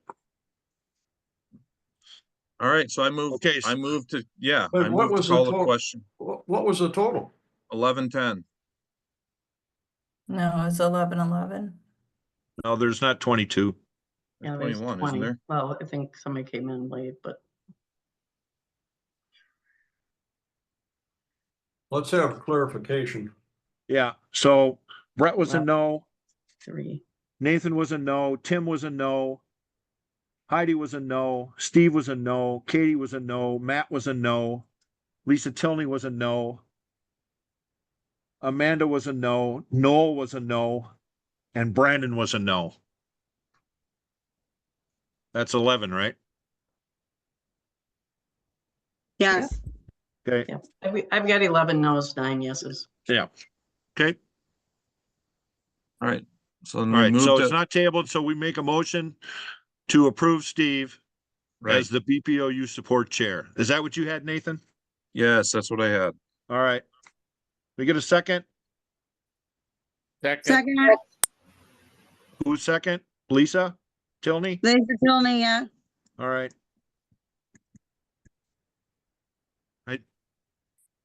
Really, you guys got your hand up again? Go ahead, Daryl. Oh, sorry. Sorry, I didn't know that was up. Sorry. Okay. I did All not right. put it up. Okay, so seeing no more hands up and no more discussion. We get a vote to approve Steve, Rob Crowe, Rob's go got his ahead. hand. Rob, you have your hand up? Yes, I had my hand up quite a while ago. Oh. I do take exception to what Mr. Boyd said. Why we lose in 7th district, we have a very good percentage of winning. So I need to make that clear to everyone. We have done very well in the winning side. Brandon, go ahead. Yeah, I just had a question.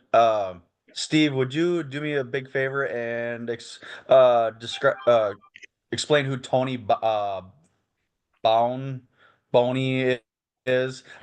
I'm not familiar with him. I'd like to know a little bit more information about him, please. Thank you. Was that? He's a member of, he's a delegate, he's from Douglas County. What do you want to know? Was he your campaign manager? No, he was not. He did help on my campaign, yes. I don't know, as I just want to know a little bit more about the person because I'm not familiar with him. And if we're voting on as a BPOU support committee, I would like to just have a good idea of who We're each not- individual. Yeah, We're not voting on no, the let me- individuals. Let me handle this. So we're just voting right now on Steve Boyd as chair. So that's it. That's all we're just, if we have question for Steve or whatever, and that's already been done, so That's fine. All right, thank you. let's yeah. Sorry, I'll just say is when we get to voting for the committee, if we do get there tonight, just please describe a little bit more about them. Thank you. Okay. All right, so we need to do an up and down here. I have a question, Bret. Yeah. Steve, what are your goals for that committee?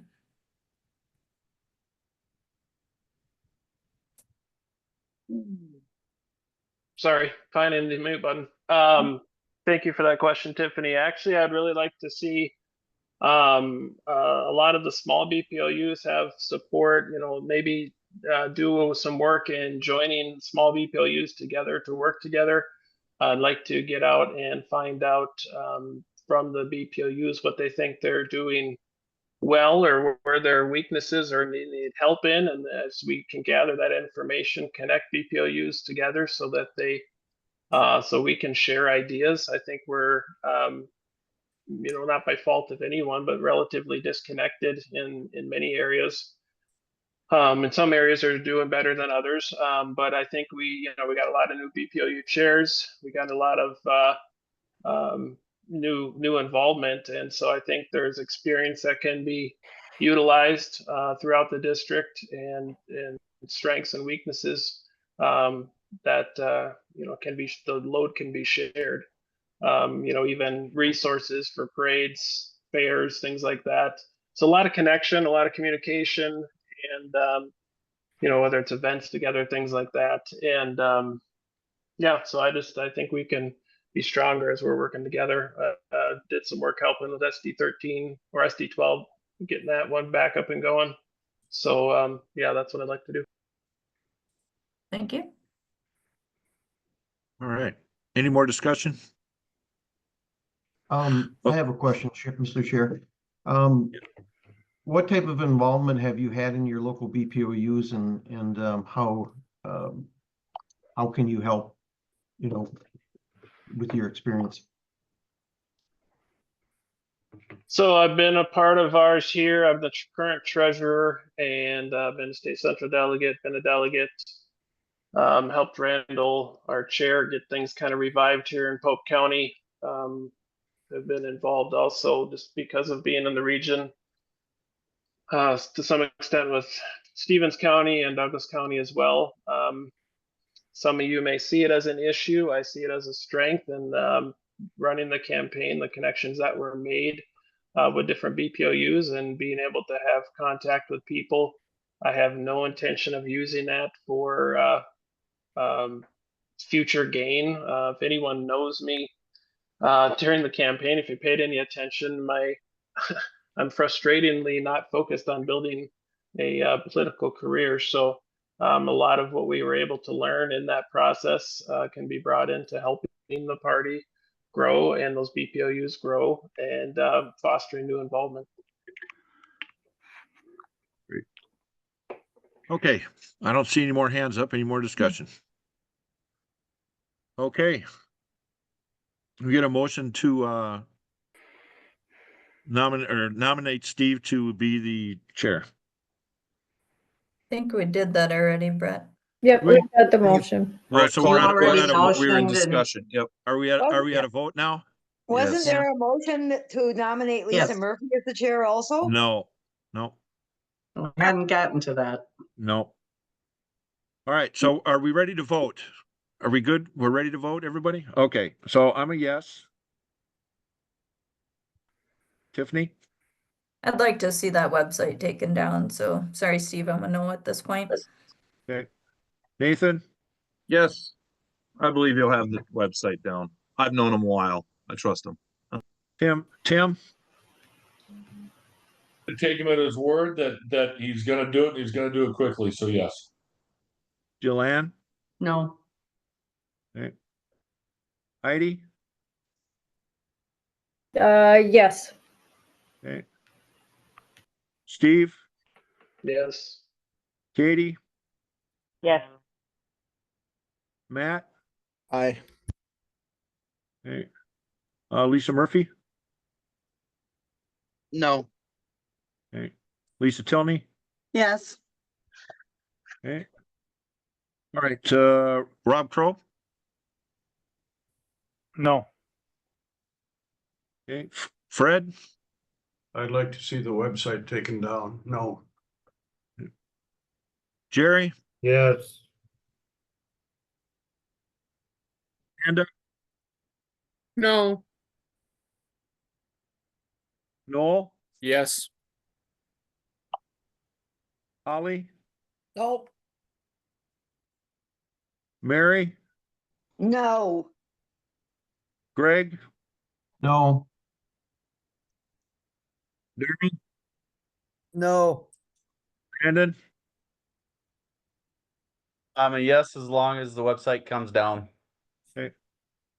1, 2, 3, 4, 5, 6, 7, 8, 9, 10. I have 11 yeses. Is that what you have, Jilann? Yep, and 10 no's. Okay, all right. Well, and I don't know how we're getting more. We add a person somewhere. We've got 11 officers and 10 SDs, so. Yeah, I know, but earlier we were having a 20-0 vote, so. Well, that was without Noel, I think. All right, Steve, thank you. Conventions.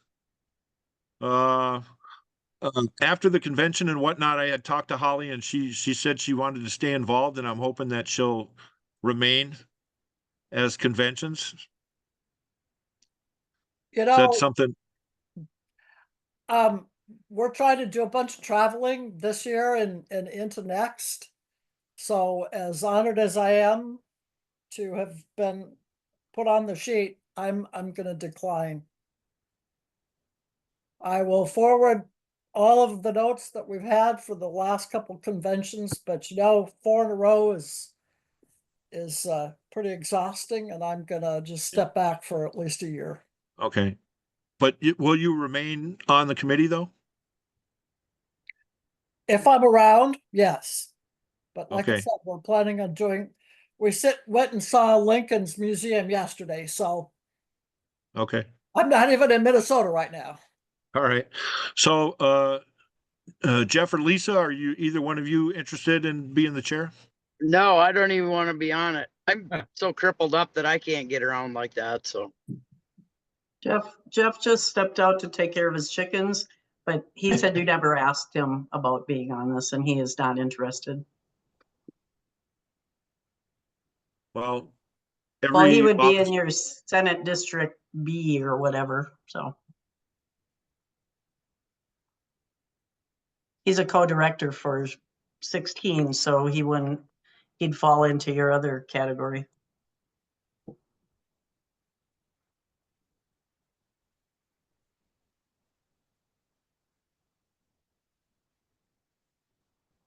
That's what he texted. Does Tiffany want to chair it? As her and Holly have done that in the past.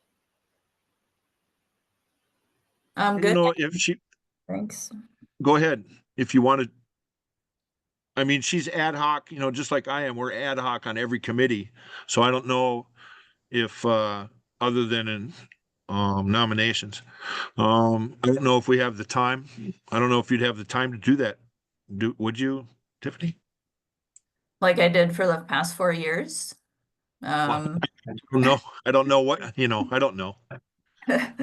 Well, it would be any I s- different, but yeah, I'm like Holly, 4 years is enough. And, it's time to pass it on to, looks like you have some other options. So, yeah.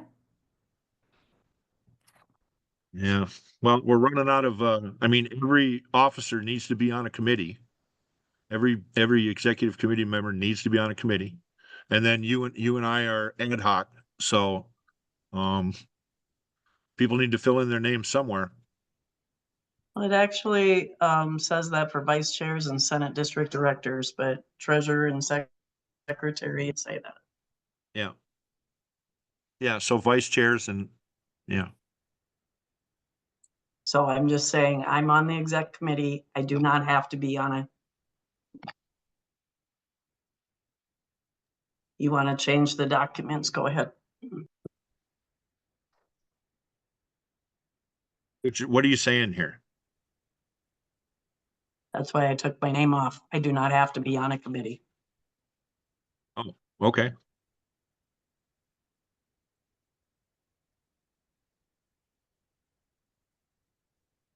Well, I'm on the somebody BPOU committee, so. somebody needs to do it. Yeah, you can put my name on the BPOU committee.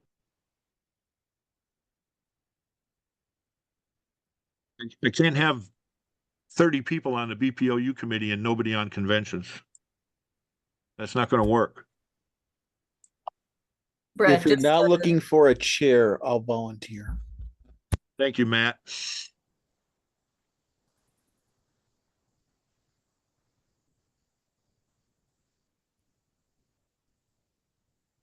It doesn't mean I won't volunteer to do stuff, but I just can't be on a committee.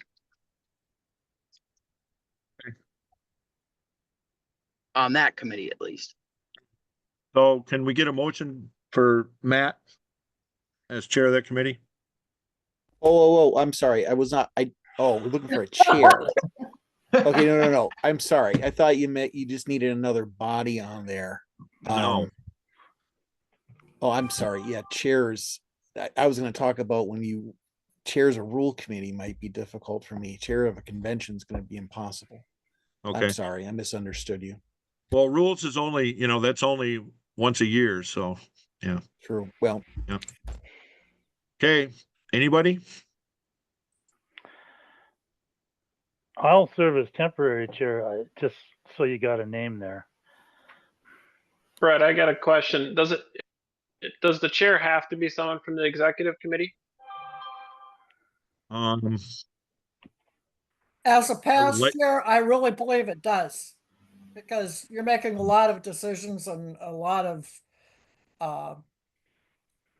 about that, or committing the committee for a lot of things. Yeah, I would say at least the standing committees that are required by the Constitution would be, at least a member of the board. Okay.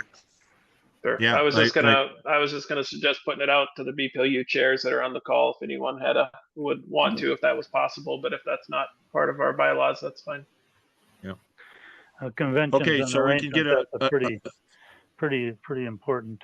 Mhm. You don't just hand that out to anyone. Yeah. Right. Right. All right, so we get a motion to accept Rob as the temporary chair of the Conventions and Arrangements Committee? I make So that moved. motion, Daryl Thurn. Daryl, okay. Nathan Miller Second. seconds. Nate, second. Any more discussion?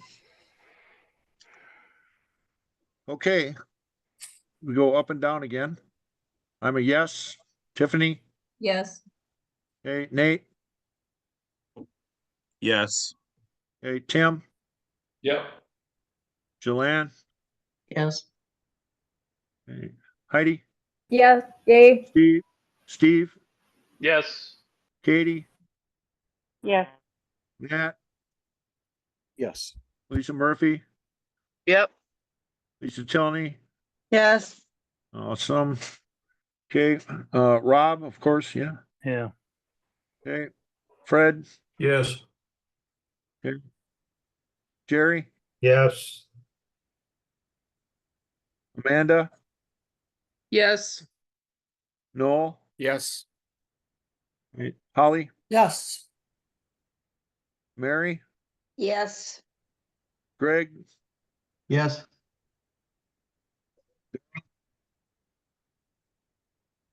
Just Daryl, yes. Brandon? Yes. Okay, that's unanimous. Congratulations, Rob. All right, rules. My wife is gonna cry. Do we need to do so rules are only done at conventions, right? I mean, do we need to do that in the interest of time tonight? Well, put it to you this way. I'll chair it. Does anybody object to me chairing it?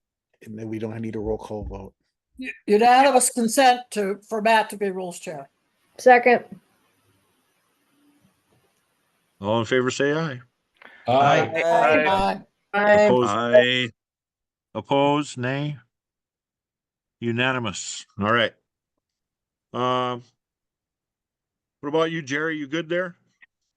Well, I don't remember being asked, but yeah, I can be on. Thank you. That's credentials there. Yeah. That's the next one. Credentials. Yeah, I hear you. Okay.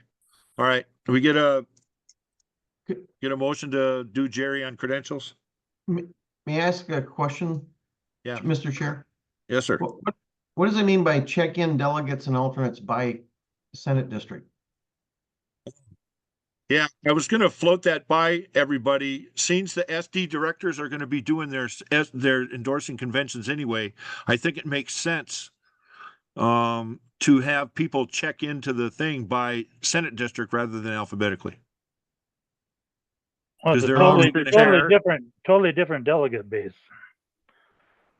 Yeah, but still, you're gonna have all your people's information and you just have done it a week or two before that anyway. Just a thought. So, It's a It's a They check totally it by different county. group. okay. The Totally Senate different districts delegates. are your caucus delegates. Yeah. Totally different set. Again, just an idea, just an Yeah. idea. Okay, don't, we can't be suppressing ideas. So it was just an idea. All right. Mr. Chair, I'd just Yes, like sir. to point out though that when you have a BPOU might be split into 3 different Senate districts, and there's a lot of people don't even know which Senate district they're in, so it could be real confusing when the delegates come to register. Okay. Okay, going back to Jerry, a motion to make him head credentials.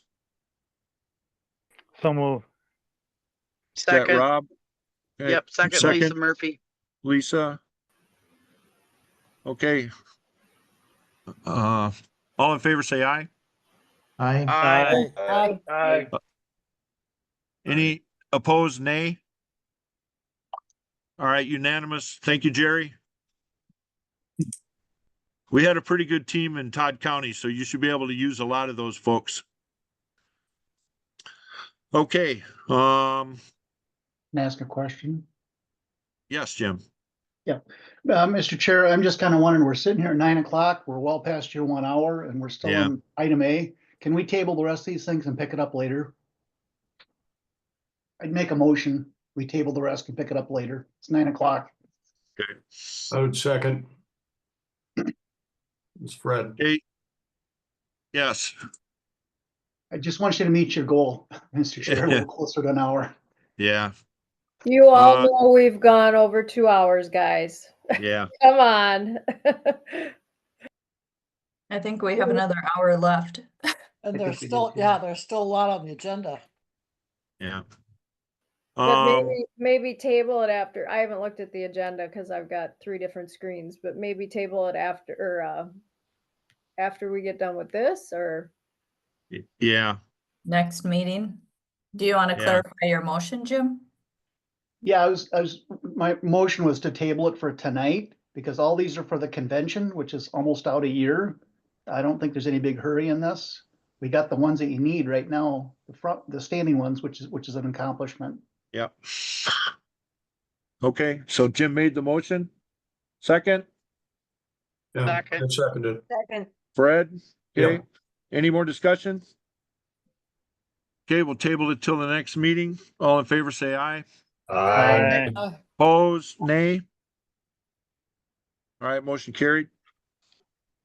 Okay, next was the convention minutes. For some reason, that's an issue. And I don't understand why. Well, I think I've explained it, Bret, like, it's never been an expectation. You approve them at the next convention, so. I know when they're approved, but it's nice to have those done. And it shouldn't take this long. I'm sorry, Bret. You do not know what you're saying. My wife has been working on it. We have been very busy moving a daughter, so please drop it. Please drop it. I don't want to take this anymore. All right, it's dropped. I hear you. Okay,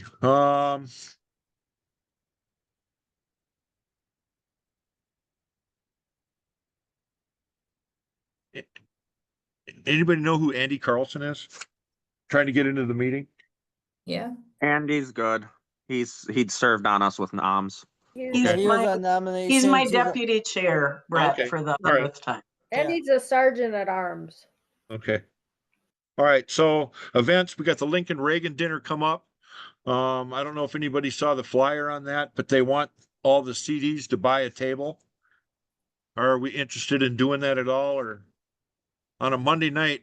I'm not a big fan of going down to St. Paul on a Monday night, so especially after fishing opener and Mother's Day and all that. But, you know, I told them I would bring it up. So I'm bringing it up. How much Anybody is the interested in- table? How The much is the table? cheapest table is 10 spots and it's $1,500.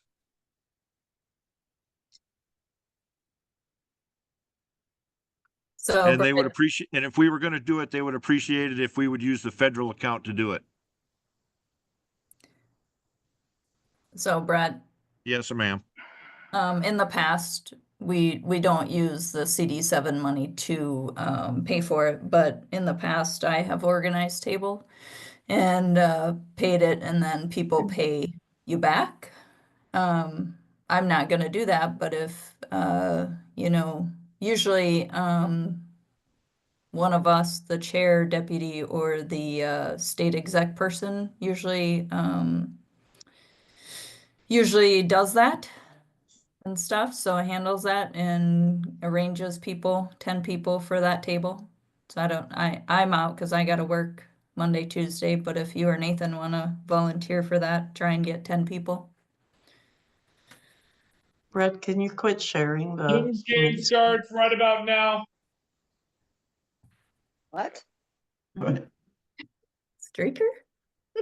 What? Yeah, okay, so it sounds like there's no interest in doing that. All I right, mean, State Central, everybody knows is the 14th, June No, 14th. not everybody knows. No. What is it? June 14th. Yeah, now there's no, they're saying Doubletree and St. Paul, but it's not locked in. Can I just make a suggestion Sure. to Nathan? We have been working on trying to get those either State Central or conventions out to Greater Minnesota because it seems like we are always traveling to the metro, always paying those bigger fees, always putting up with traffic, and we have one of the highest delegations. The highest. So if Nathan, if you could take that message, I know at one time Donna was looking at Jackpot, and it's certainly big enough for the state convention, their bottom part, because they have concerts there all the time. But I think it's way past due that we have some of that stuff out in Greater Minnesota. Because I do remember traveling to Rochester, I do remember traveling to Duluth. We need to support Republican held areas. Right. Does anybody know what's on the agenda for the State Central meeting in June? No, Okay, Not yet. Is that the only suggestion then, is jackpot for our district, or do we have any others, you guys? So this Fred, I've got a couple. Sure, let them rip. Okay, we've had conventions before in St. Cloud. It's Yeah. on the river there. I'm not sure what it's called, River Center maybe, or like in St. Paul, I'm not sure. Alex has got some good facilities. That's kind of central in the district. Yep. Wilmer has got a decent one.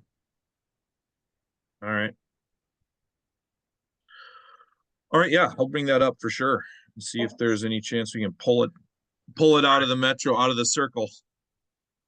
yeah. Thanks, Fred. Good ideas. Farm Fest, Tiffany? yeah, so I'm having a major conflict with work.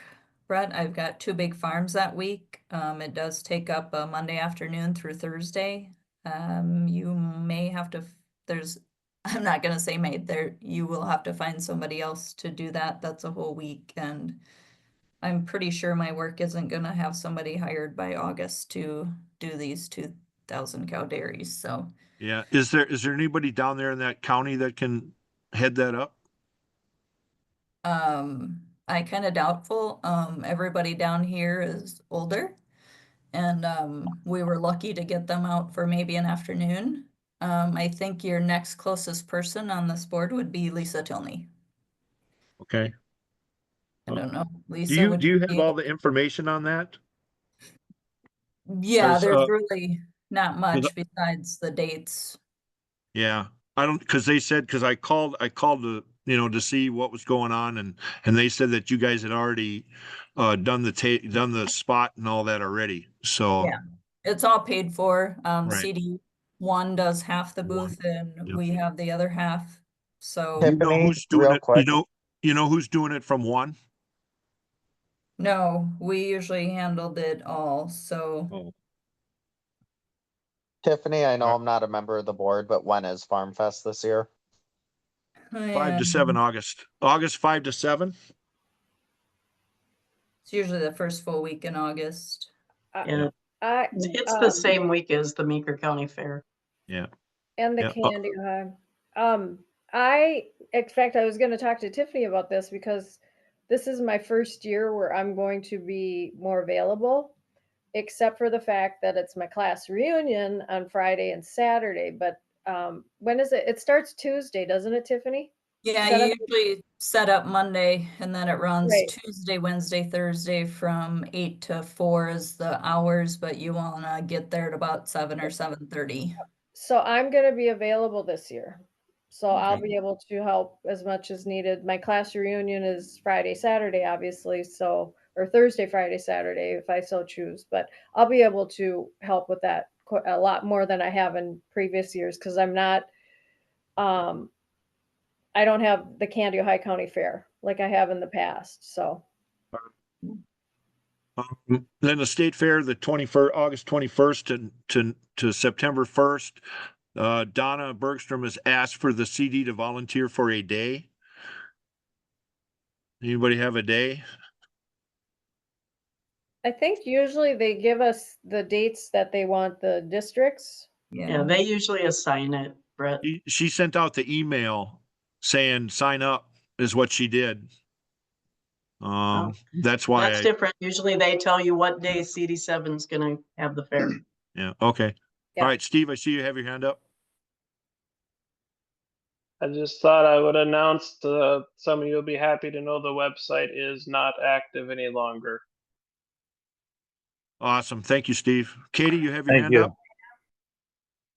I was just wondering on the state fair, when you're helping, do you still have to pay the entrance fee and all that stuff? Like pay for tickets, or is that covered because you're volunteering? No, the ticket is covered from what I understand, but parking is the issue. So we probably would need to carpool down there. But I'm hoping maybe somebody in McLeod or Sibley or those counties would want to, because I doubt if Rob's going to want to make a trip down to the state fair. That would be my guess. It's been a while since I've done that. Yeah. Hey, Brett, Fred? Brett, this is Justin. I know I'm not on the board here, but my children show cattle down at the fair, so I will be there if you need help. I'm happy to help with Awesome. whatever.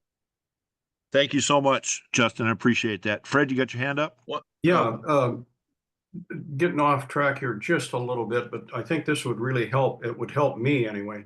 I'm not that good at computers and typing and that type of thing. The list that you have, that you sent out where you've got the executive committee on the one side and then the Senate district directors on the other. Yeah. If somebody could put that together and then leave a couple of columns for like a yes and a no vote, so we could follow along with this on things in the future. It would, and then you don't have to send out a bunch of them, just one, and then we can Xerox it off and because we're going to have, I don't know how many votes here tonight. And it's kind of nice to have some transparency so we know what's going on. And especially then when we go to the BPOU meetings, people ask us, we'll have the information to hand. Sounds good, Fred. Okay. Thank Jim? you. Just gonna say I've went to the state fair before and I'll sign up. Okay.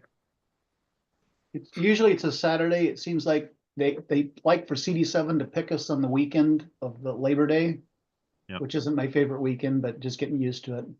Okay. And speaking for Otter Tail County, I know we got a guy that was down there last year, Mike. He's one of our state central committee delegates. So Mike Langley? Mike Langley Okay. would. Right. I mean, we'll ask him, but just there's a good All right. chance he'd take a day. Okay. All right, next thing, CD7 Zoom account, Tiffany? Yeah, CD7 pays for a Zoom account and I'm not sure why we're not using it. Bret, you? Well, I think we're gonna need two. If all these committees are gonna be meeting, we're probably gonna need to facilitate a lot of them unless other people have Zoom accounts. So, So I make a motion that at least for our executive committee meeting, we use the CD7 Zoom account. And because I understand we're recording them, and I think that's a more appropriate place if we're paying for it, it's our CD7 Zoom account. That's where this meeting should at least be on. I I second sounds that. good. that Can we get a motion. second? You get a second on that? I second I it, second Daryl it. Thur. Daryl? Okay. Ollie. Daryl. Any more discussion on that? Yeah, I will agree with that. And any of the subcommittee chairs, you know, you can have access to that as well. I would, you know, record minutes as well. So we have that documentation. But yeah, we are paying for it. The only thing you can't do, you cannot run 2 meetings at one time out of the one account. Right. So, but So I that's think, why I said, yeah, if there's ever a conflict, just know that I have a pro account and I'll be more than happy to help out. did you try to log into that, Bret? Because I gave you the credentials for it. Oh, you did? No, I didn't. Okay. Yeah, I'm sorry, I don't remember seeing that. Okay. Okay. Did we finish our vote yet? Are we good? No, we haven't. So any more discussion? Okay, all in favor, say aye. Aye. Aye. Aye. Hi. Opposed, nay. Unanimous. We're making progress. Okay. Campaign websites. Is that what have we already been discussing that? Is that what we're discussing? Did we skip social media? Oh, my fault. Okay, social media. Go ahead, Tiffany. Yeah, so in the past, we've had issues as, you know, people come and go that, you know, they have one person has the keys to social media or the website, and then that person leaves and doesn't leave the keys, and then we end up breaking it down and we can't use it. So then we end up starting all over.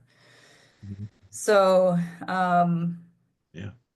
I think we have to have multiple people, like 4 or 5, on Facebook and the website that are the admins. That is allowable. I mean, was there a reason that you were trying to boot me out of admin, Bret, or? Oh, it's just, I know you mentioned something about, we don't really have committees, and so I just wanted to make, just hold on to it. And that's the only reason. So yes, we can absolutely put however many admins, I think with the communications committee, that would probably be the majority of it would come out of there. But no, not the communications committee. The chairman of the communications committee, Oh, Right. right. Yeah.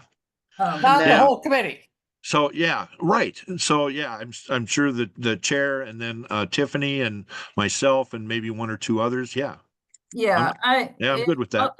I'll just make the motion to have Bret, myself, Jilann, Greg Kohlberg is pretty savvy in all the website and Facebook, and then whoever the communications chair is. Yeah, Katie. Yep. I'd like to have another person on there too from the communications. I know Annette is pretty good with Wix. So does that work? That Okay. group right there? Yep. Yeah, okay. So and then Tim is the owner, correct, for that? That's correct. Yeah, so we'll send you a list. Tiffany and I will get together and we'll send you a list for who you can put on there as having access. That'd be great. Is that okay? Does that work, Tiffany? Yeah, that will work. I know All at right. one time I was on the website. Did I get taken off of that too, or? What's that? I was on the website at one time. I thought you were still on there. Okay. I'll look at it. But yeah, Tim, yeah, we'll just get with Tim and he'll make the changes and we'll be good to go. Do we need a vote on these members now? I did make the motion. Oh, I need a second Yeah. though. Second, Okay. Who's that? Second? Holly was second. Ollie. Okay, any more discussion? Yeah, can you restate who these 4 or 5 people are then, please? It would be Bret, myself, Jilann, Greg Koberg, Katie as the communications chair, and Annette Watson. Thank you. All right, all in favor, say aye. Aye. Aye. Opposed, nay? Another unanimous one. All right, good to go. Okay, Make it better. campaign websites. Is that already a dead issue? I think we beat that horse good enough. Okay, all right. Unless I didn't call you a horse, Boyd. I did not. Just for the record. No, For the no, record, nobody- I didn't take it as such. no- I've been nobody called Okay. thought worse. you did. Nobody All thought you did. clarification purposes. All right. Okay, last item, or almost the last item. Senate District Directors. This has taken up a majority of my time for the last month. And I asked that people just provide the information and nobody did. And so and the reason I inquired about it is because people were asking me or telling me and giving me information that, hey, this wasn't done right and this wasn't done right and all this other stuff. So that's why I asked for it. Didn't have anything to do with nothing else other than people brought it to my attention and I felt I had to address it. So Mr. Chair, when did you request that information from me? I believe that was on our first meeting, wasn't it? I don't believe so. I think I saw some ramblings on social media, but I never would take that as a request for information. No, right. Yeah, I didn't receive any requests myself. Oh, Jilann, wasn't that in one of our meetings? Didn't we talk about that in our first meeting? No, we talked about Noel. Oh, Can I make a motion that we have Bret formally request the information he wants from the Senate District Directors and then table this issue until next meeting? So we're 2 hours and 15 minutes in. I think Tiffany has the information. Yeah, I have it ready so we can put this issue to rest, but just for clarifications, Bret, you did threaten to remove those directors if they did not provide it. I think that was very much uncalled for, and that happened on multiple instances. well, I thought I had asked for the information. No, and Mr. Chair, I'd also like to know what the chance was that I did something unconstitutionally. Sorry, I didn't hear what you said. I'd like to know what evidence you have that states that I did something unconstitutionally. Well, I sent out information to everybody, all the members of the committee here about the Mikey, Real quick, specifically, what is there? Rob, can you mute yourself, please? Sorry about that. so I There's sent out. nothing in the April 3rd meeting minutes, Bret, about that. Okay, all right. And your emails my were fault. very, I don't know, intimidating and threatening. Well, And the other thing I noticed, there was one sent out and it had an addendum from John Ross that was a literal piece of garbage. I'm not going to be even looking at something like that. It's just, words cannot just express how terrible a piece of information that was to send out. okay. Well, I had the information on the appointments from the June 22 minutes. That appointments were made for, was it 1 There was 4 different BPOUs or 4 different Senate districts in the June 22 minutes that was approved. And it wasn't according to how it's supposed to be done according to the Constitution. Well, the one you according to the sent bylaws. out, the one you sent out, it was done according to that. So I don't know what you were looking at. Well, if you look at the 2022 minutes, it says, like in your case, you're in Ben's case, that Joy Orvis made a motion to have you guys as Senate district directors. And that's not the process. That's not the process. No, there's 2 different processes for it. They chose one. Other people want them to do it different, but that one was What? chosen that way.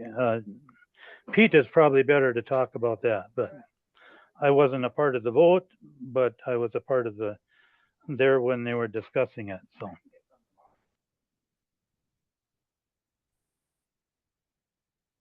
Go ahead, Daryl. Bret, can I ask a question? Daryl's got his hand up. Hold on. Okay, so I want to question the motive behind this, because you had said that you were contacted by a lot of people who said these weren't done correctly. These were done back in 2022. There's been 3 years for these individuals who requested this of you to come forward and request that of the committee and there's nothing. They were able to talk to their BPOU chairs. No BPOU chair came forward in those 3 years. So I'm questioning the timing and the motive behind this, because I think there's more to this story than what you're telling us. Well, what are you saying? I had the chairs that were the chairs in SD1 from 2022, with the exception of Roseau County, all came to me. Well, why didn't it come to us for 3 years? They were okay with it. I don't know. Well, the problem with those chairs that you're talking about is they were at the time very much supporting an unendorsed candidate in a primary. So yeah, 3 years later, they're still upset about losing the endorsement and the primaries. So They were not. My question still is was the correct process followed? Yes, it was. The 2022, if you look at the 2022 Constitution and compare it with what happened, what's proven in the minutes, it's not correct. Tiffany, can you present what you have? Yeah, are we ready? Sure. So I put this document together because I think it would be easier for people to understand kind of what happened and how it went down. So in 2022, the bylaws. Tiffany, Yeah. can you present that way we can see it larger, please? Ooh, you might have to help me. I'll put the lower right-hand corner next to the scaling. Lower right-hand corner down. There's a little screen. Yep. Click that screen. Trying that and it's not. No, go to the left of that grid. Here? Nope, down in the right-hand corner. Yeah. To the left of the plus minus. So to There's the a little left of screen there. minus. There you go. Right there. Click it. Slideshow? Click it. Yep. That's what you want. Right there. Okay. There you go. Excuse the squiggles that I have written, because when we were working on this for the next year, that's where I made the comment about if the position comes vacant. So I just made a note to myself. So as it reads in the 2022 bylaws, the Senate district, it was labeled Senate district conventions. So in the event that the Senate district director does not fulfill the obligation, and you guys can read that. So in the 2022 Constitution, we used vacancies to fill offices. So what we first had to do was to expand the definition of a vacancy, because as you can see in section 5 and A, a vacancy shall occur upon the death or resignation of an officer. Well, when we went through redistricting and after all that, we had 7 open Senate district directors that we needed to fill. So we needed to open up the definition of a vacancy, and then we used B to fill those vacancies. Okay, so here's where on June 2nd, 2022, amendment to the bylaws was presented. And basically, you can read it, but on the bottom last sentence, it says, in addition to those definitions of vacancy, as stated in the CD7 Constitution or bylaws, vacancy shall be interpreted to mean any instance in which a Senate District Director office is empty, unfilled, or unoccupied for whatever reason, okay? So we had to do that. So for the record, for whatever reason, this amendment to the bylaws was not documented in the bylaws. So we will have to, basically, it just expands the definition of a vacancy. So in the meeting minutes, you can see down there where Joy made a motion to appoint Ben Ruby, Rob Crowe as SD1.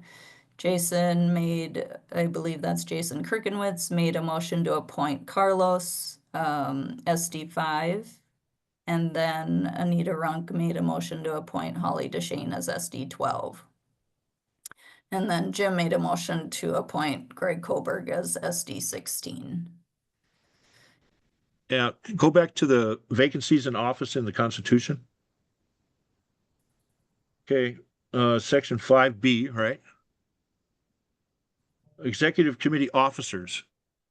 The officers, the Senate District Directors are not officers. Senate District Directors are Executive Committee officers. They're Executive Committee members. They're not officers. Where do you find that in the Constitution? So Composition in terms of section 1. Article 4 officers, section 1. Composition in terms of office, the officers of 7th district or party, chair, deputy chair, state party representative, treasurer, secretary, and vice chairs. That's who the officers are. So section article 4 in the bylaws applies to Senate district directors.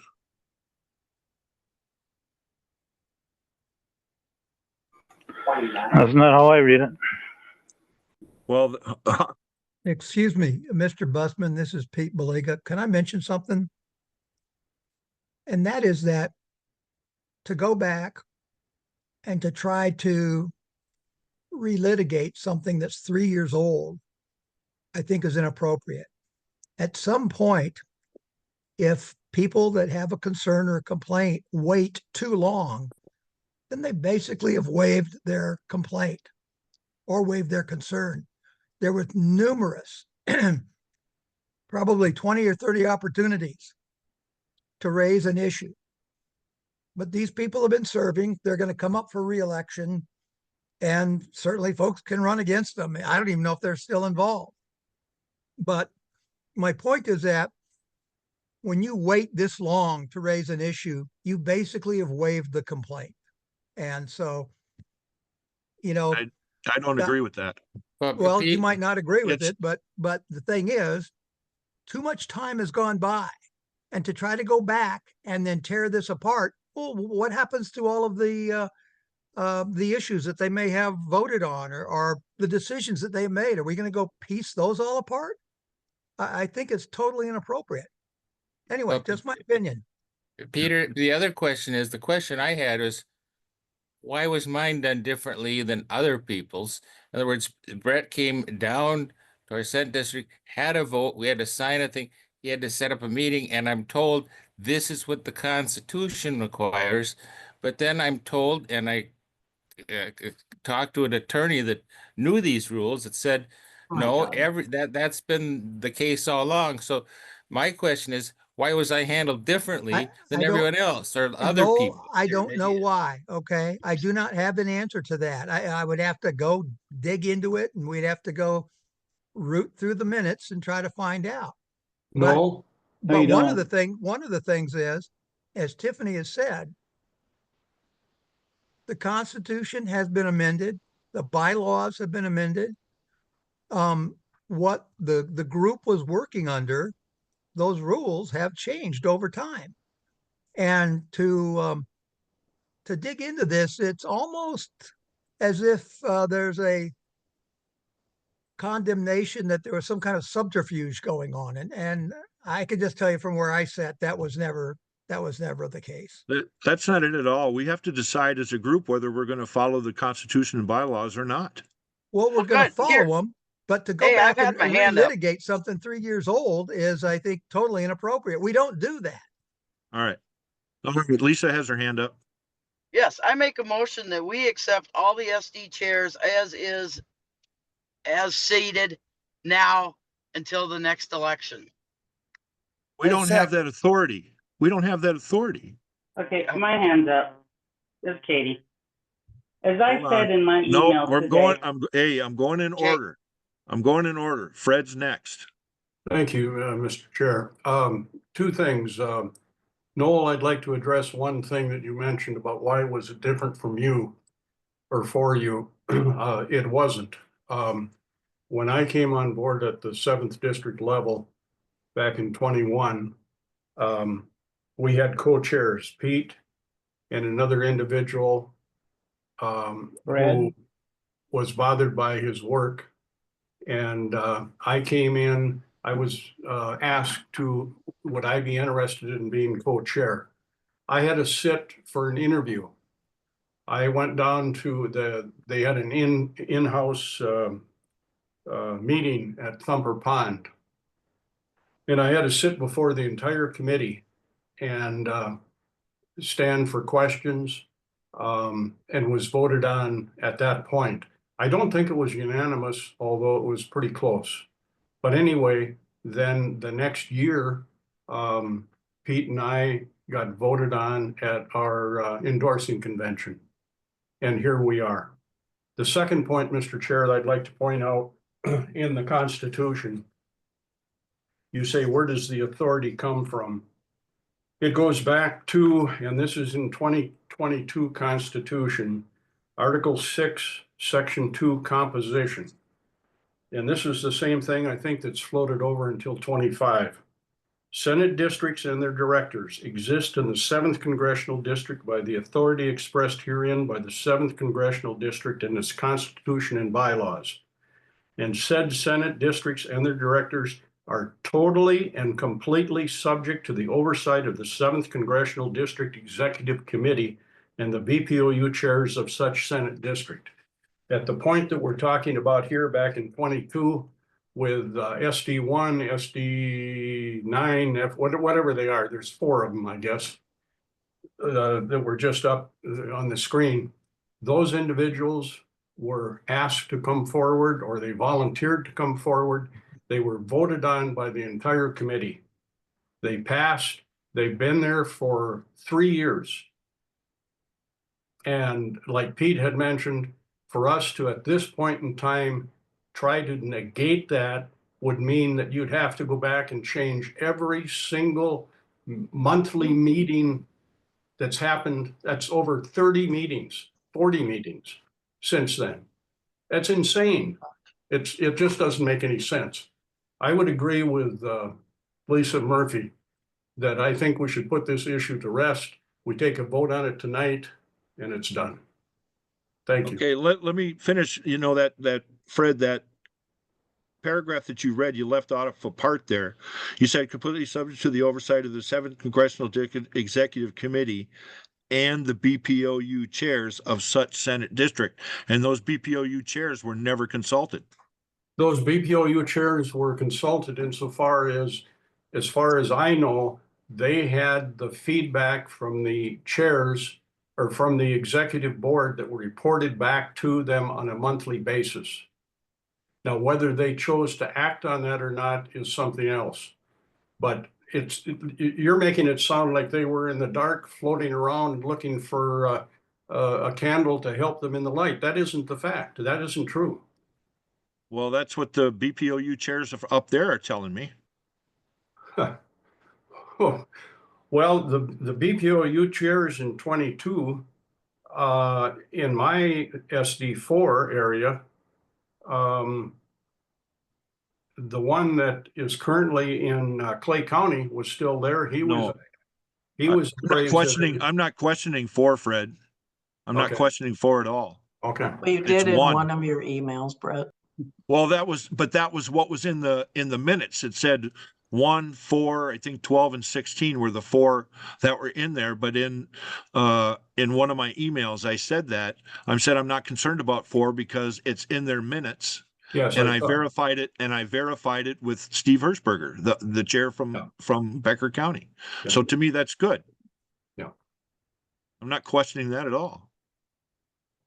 So that's was, so the BPOU, the Senate District Directors are not officers. So So the Brett, bylaws, clarification, where did you get that they're not officers? I just read it to you. I know you went too fast. I'm sorry. I couldn't follow Okay, you. it's in the 2022 Constitution, Okay. Article 4 officers, the very first section 1. It says who the officers are. Okay, so the officers, Article 5 is Executive Committee. Yeah. Composition of the Executive Committee. Right. Yeah. Number 1 consists Right. of district officers and Senate district directors. And so it makes a distinction between district officers and Senate district directors.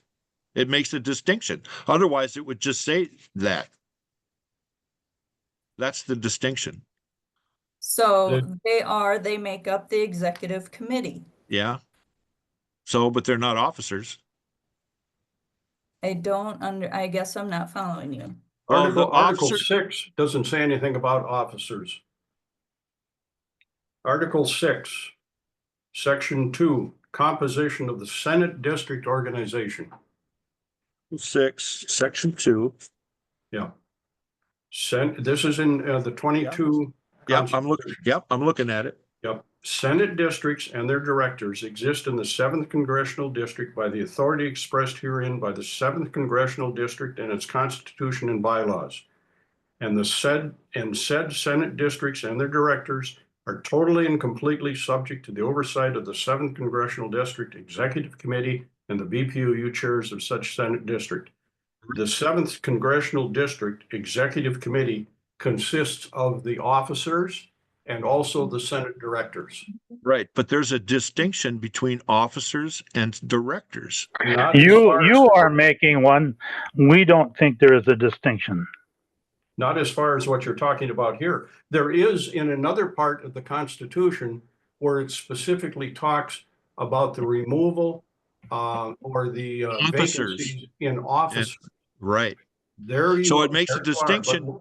It makes a distinction between the officers and the Senate district directors. That's right. You're absolutely correct. And that's where the bylaws rule as far as when it comes to Senate district directors. But the bylaws in the Constitution are totally separate. And if there's a conflict, the Constitution rules. I know that, but there's no conflict. Excuse me, what is the purpose of this? Are you trying to remove somebody today? No, we need to put this to rest. Well, you're not putting it to Yes, rest. he's trying to remove me, Peter. He's trying to remove me.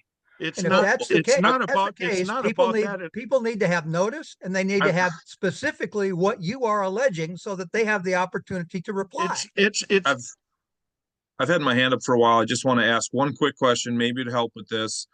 Are we, correct me if I'm not right, if I'm wrong here, Chair, but are you not, because you didn't get the opportunity to clarify and get the paperwork through, that was not apparently submitted in an email or whatever had happened, is that not the idea here? Is that to give all of the 4 in question, to put it to rest in order to have all of those people say, hey, yeah, here, this is where my BPOU chairs did in fact vote us in, and this is where, yeah, we're part of the committee, that's it. Is that not the Yeah, the essence of what we're trying to accomplish? that would put this to bed. Right. So, and Brett, because there was not I'm sorry. because that did not happen in the earlier meeting, right? I think that's where we're probably struggling, is that if we just give them give these people a notice to have that information. Okay. Yeah. Right? I'm good with that. I All thought right, that was Jim's next according to my list here. Jim is next and then Jilann. Thank you, Mr. Chair. I was at that June meeting. The bylaws were at that convention, and I wish the secretary would have been more complete with her notes. It was a unanimous decision to accept the bylaw changes at that meeting. It was a unanimous decision by the board to accept all those people. So, I mean, the board's already ruled on this.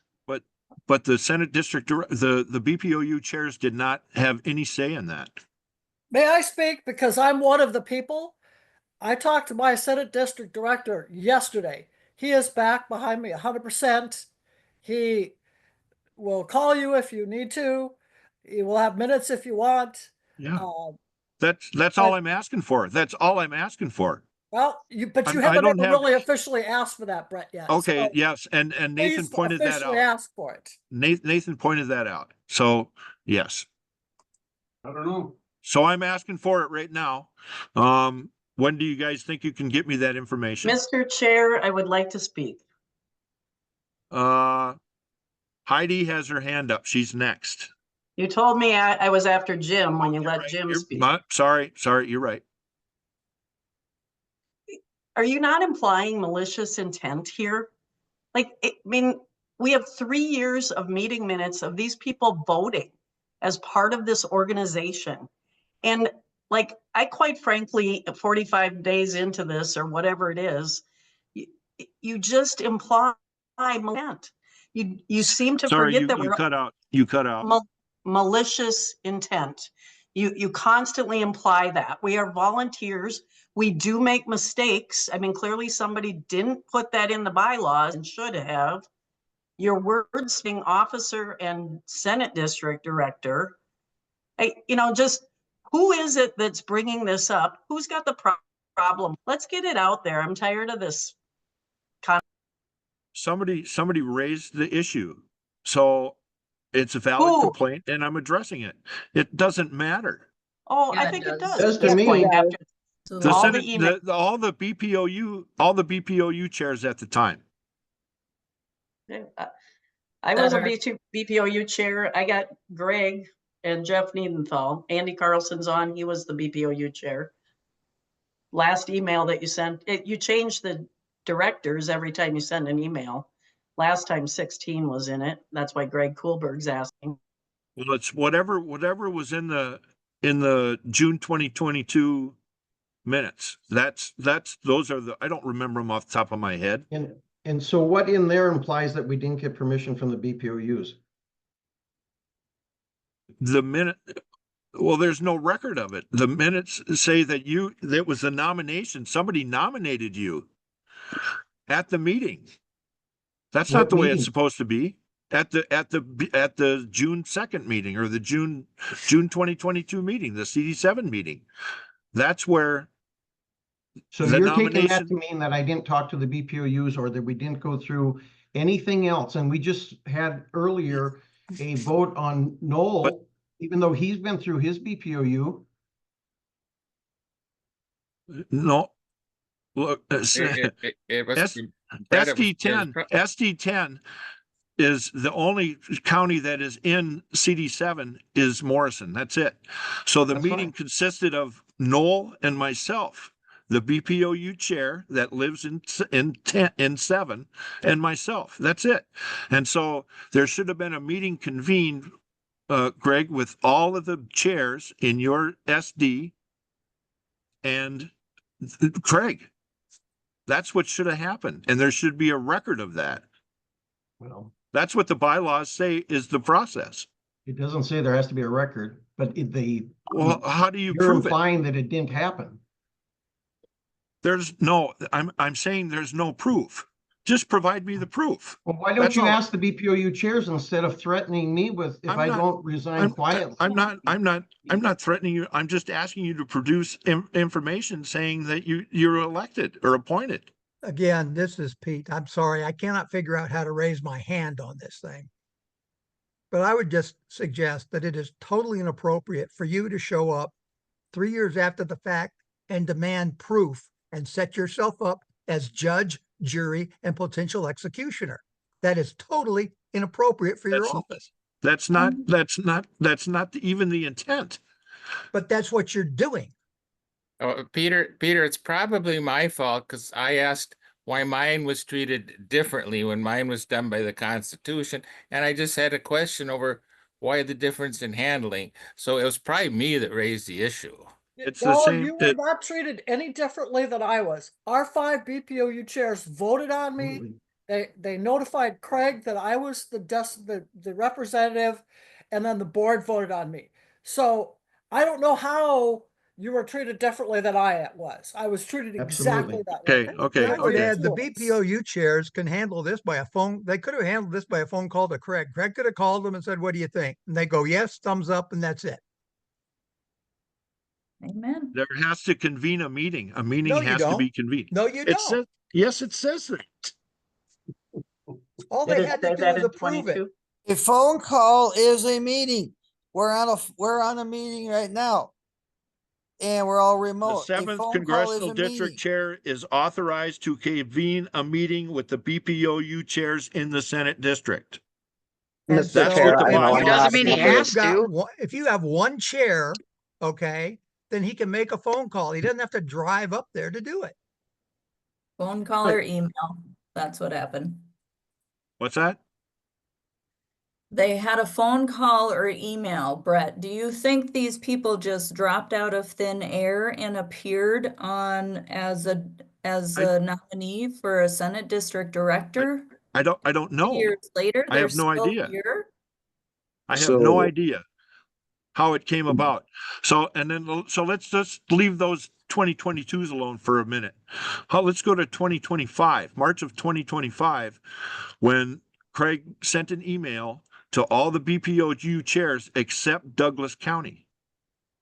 So all the BPOU chairs were not involved in that meeting. And I have an email from Dan saying that he didn't know anything about it and did not participate in any meeting.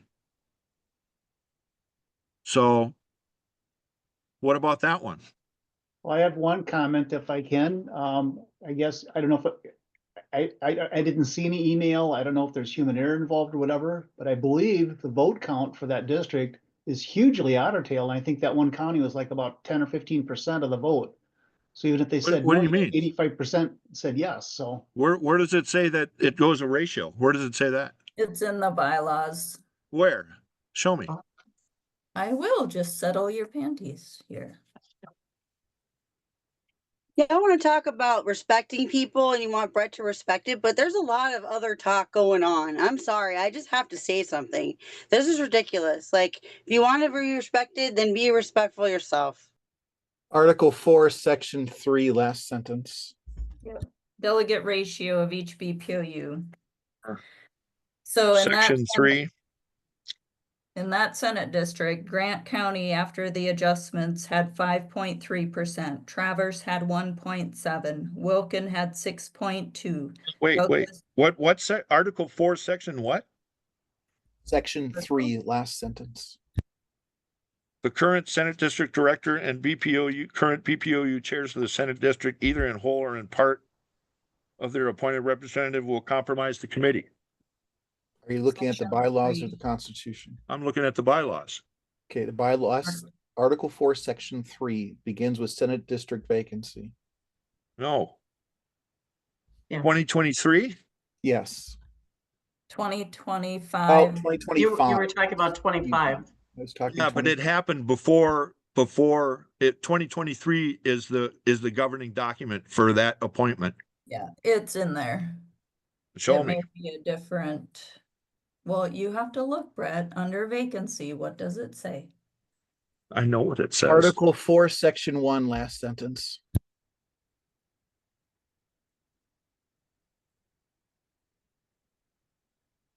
Delegate ratio of each BPOU.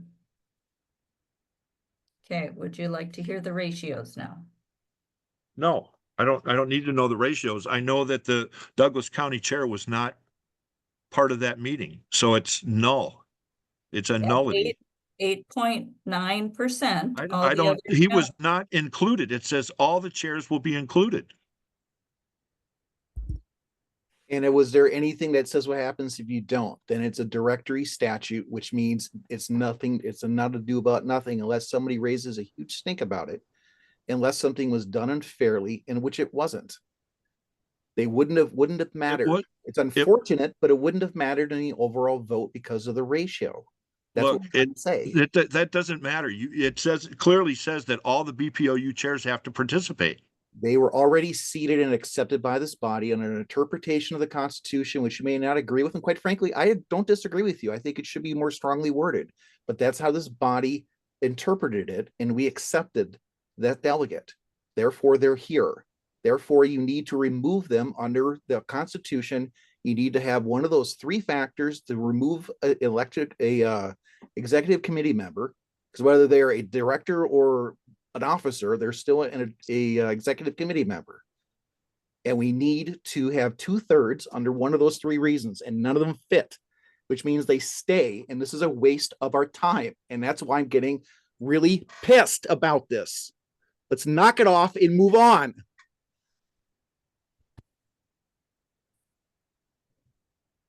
I make my motion again to accept the directors as they I are. second it. Now we discuss the vote and we make a vote on the motion, Bret. Now. I'll second that. No, let's not be disrespectful now. You're joking. Unfortunately, you're being disrespectful of the past actions of this committee over the last Correct. 3 years. We have a motion and a second on the floor. Discussion. Call the question. Second. It's seconded 3 times. Yep. Okay, we'll vote on the motion to call the question. Right? Is that the first one? Yep. Who seconded, called a question? Matt did. Matt, thank you. Question?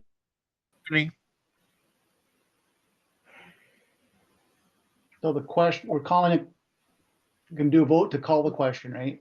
Yes. That's what we're doing. Very good. No. Please repeat the motion so that everybody's aware of what exactly the motion is. Thank you. Call the question. We read the question. Call the question. We're ending debate. That's what you're voting on. Right. Yes. Voting on ending Discussion. debate, correct, yes. I'm a Thank no. you. Tiffany? Yes.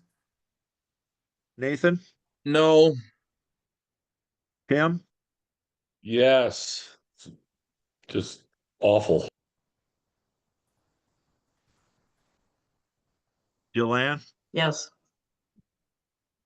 Heidi? I am abstaining. I have no 2022 Constitution in front of me. I have no facts. I am not voting on this. Okay, Steve?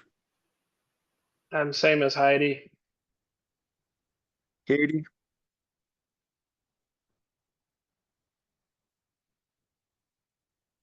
Katie? Sorry. I'll abstain.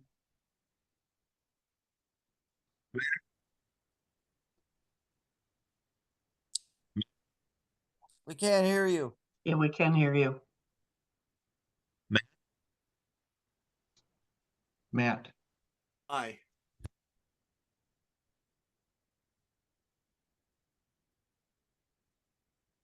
Lisa Murphy? Yes. Lisa Tilney? No. All right, Rob? Rob Crowe? Yes. Yes. Fred? Yes. Jerry? Yes. Amanda, Yes. Noel, No. Holly, Yes. Mary, Yes.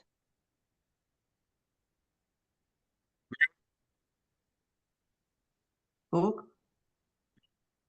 Greg's a yes. I didn't hear you, but Daryl's a yes. and then Yes. okay.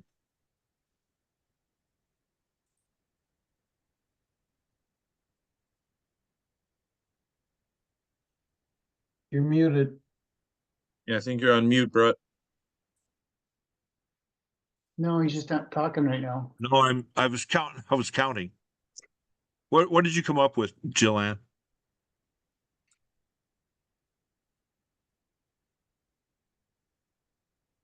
Jilann, what was it? Total? 14 yet, 14 yes, 4 no, 3 abstain.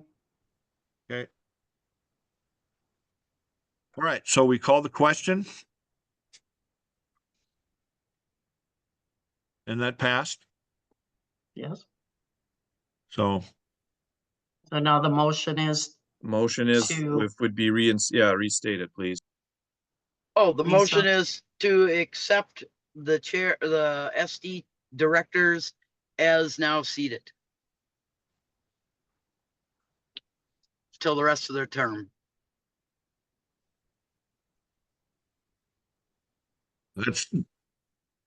that's the motion. and Matt seconded it, We're ready to vote, right? and we Yep. ended discussion, so it's a vote. Okay.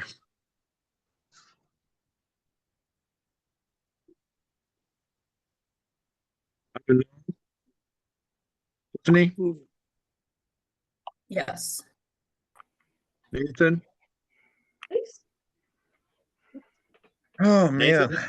Yeah, I'm gonna go, yeah. At this point, no. Hey, we didn't do it. You kept telling me to leave. Hey, I think hey, Tim. somebody's And you talking. asked- Yes. Somebody's, okay. Brett, how did you vote? I'm sorry, I couldn't hear you. No. Okay, Nate, what were you? I Nate was was a no. no. Yep, I was a no. Tim was a yes. Jilann, Yes. Heidi, Abstain again. I have not enough facts. I don't have a 2022 constitution in front of me, so I have nothing to base this Yep. on. okay, Steve, I'm also abstaining, partly due to facts, partly due to, I think I'm gonna abstain from any vote moving forward that we're just bickering back and forth and not getting anything worthwhile done. I'm tired of this.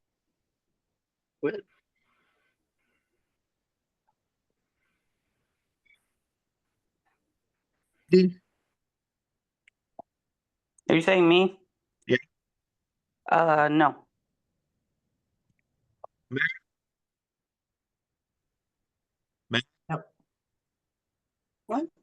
Brett, you're really breaking up. We can't hear you. Yeah, we can't understand what you're saying. He's saying Matt. Matt, Yes. Lisa Murphy, Yes. Lisa Tilney, No. Rob Crowe, Yes.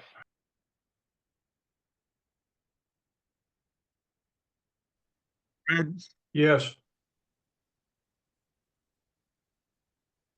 Jerry, Yes.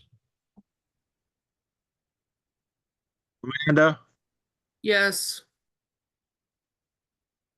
Noel, No. Holly, Yes. Did you call Tiffany? I didn't hear Tiffany being called. yeah, she was number 2. Yes. Mary, Yes. Greg, Yes. Daryl's a yes. Brandon, Yes. Do you have the vote total, Jilann?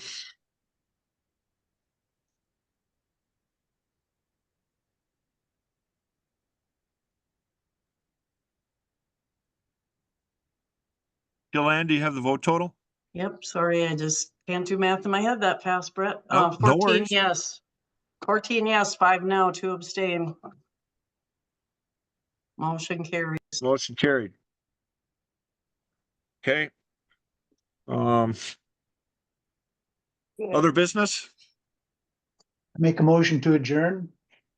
We have other, Well, I was just gonna ask if we could just have like a motion next time for our vision and the goals moving forward. That's something that we put on our agenda, our battle plan, what we're pretty sure we all know what the mission is to win, right? Turn Minnesota red, but I'd like, yeah.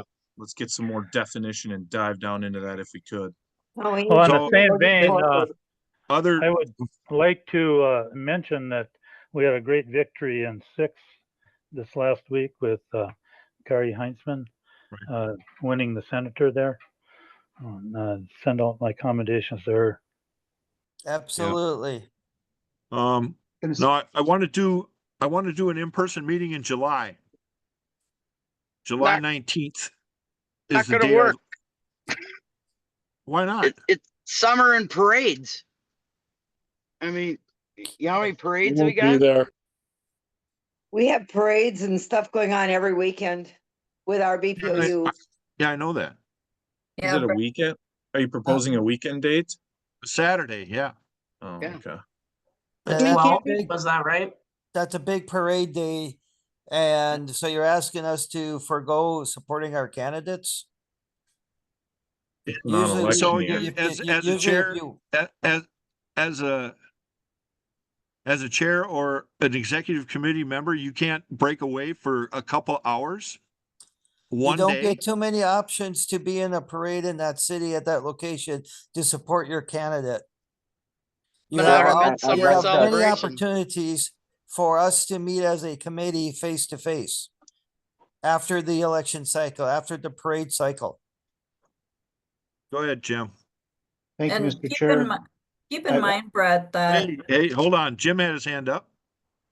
Thank you, Mr. Chair. I was just gonna say, just kind of over the years, it seems like for the summer, we usually meet virtually. But like after the parade season in the fall and the spring is usually when we meet in person. It just seemed like that worked better, but okay. Okay. All right, Tiffany, go ahead. yeah, just keep in mind that we are north to south and it's more than a couple hours. You got 2 to 3 to 4 hour drive time each way. Yeah. And I know. So it's more than a couple hours. And now we are on here 3 hours because if you're going to meet in person, by golly, you better make it worth it for people. Longer than an hour meeting if I'm going to drive 3 hours one way. So, and I would highly suggest, like I've done before, like Jim just said, keep it out of summer because summer is busy for everybody. And then I would suggest fall, September, October. Okay. I farm.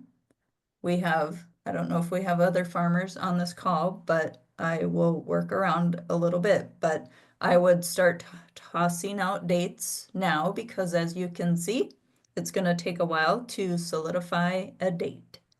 And maybe a Saturday isn't a great day. Just toss it out there. Put maybe a Google survey. Put together 3-4 dates. What works for a majority?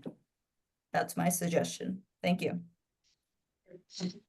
That was not a suggestion. What All right. happens? What any happens other- if people can't make it? No matter what the date is, there's always going to be somebody. Do we try to make one that's for everybody? I mean, can't they still call in Zoom? Can. We can still have it on Zoom for those who can't come. Well, July 12th, my BPOU will be at Watergate and Litchfield from 8 a.m. till 7 p.m. I moved it to the 19th. 19th. And that's another parade. So. Okay. Move it All up right. to summer. 19th is All right. Redwood County Fair. Never mind. Any other other business? Just Yeah. gonna throw I think this there out was a there. motion. Annette Watson's campaign thing is still open too, but I'll second the she's not motion on the to exec adjourn. committee. Yeah, Who I was think it? a motion was made to adjourn. I'll second I'll that. second it. By Why, who? Hey. excuse me, can I please just say something before we all depart tonight? Please, just give me Go ahead. 1 minute. This has been a meeting that doesn't look unified. We are a people group that is not unified. And after this meeting, if we all could please just end this, reflect, pray,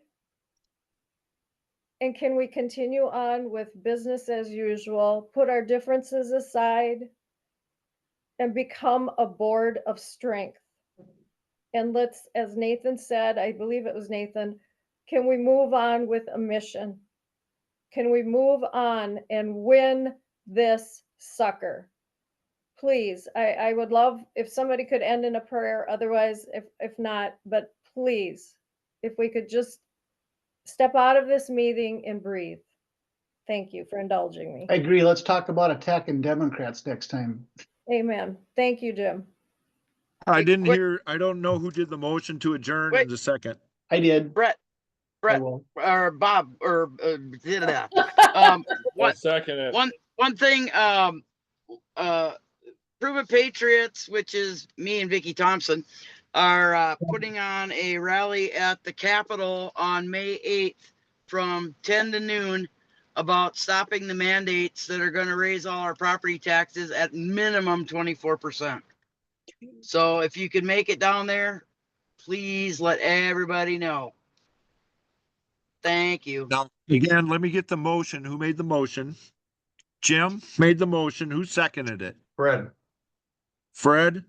Yep. All right. All in favor, say aye. Aye. Aye. Opposed, nay? They're always gonna vote too. No, I wanted to keep talking. Well, you can stay on. I'll stay on. Anybody that For wants to that stay one, on and huh? talk? Anybody that wants to stay on and talk? I'll listen to what you gotta say. Sure, sounds great. But I'll- we're I'll- adjourned I'll stay officially. on. Yeah, everybody's adjourned. Thanks. Good All right. meeting. Thanks, Let's guys. let's move on. We It's all did end up good. with a I bunch wanted of to pray. we did end I up with a wanted to bunch of pray unanimous too. votes. Yeah. What? Right.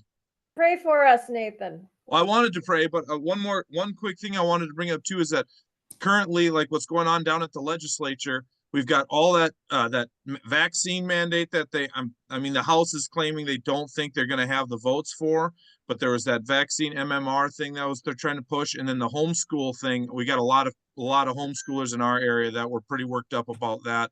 So if you could reach out to your House members and tell them to hold the line, stand strong, 67 to 67 on the, I believe it'll be the health bill and the, they're going to end up getting rolled into omnibus, but I did see today that it sounds like the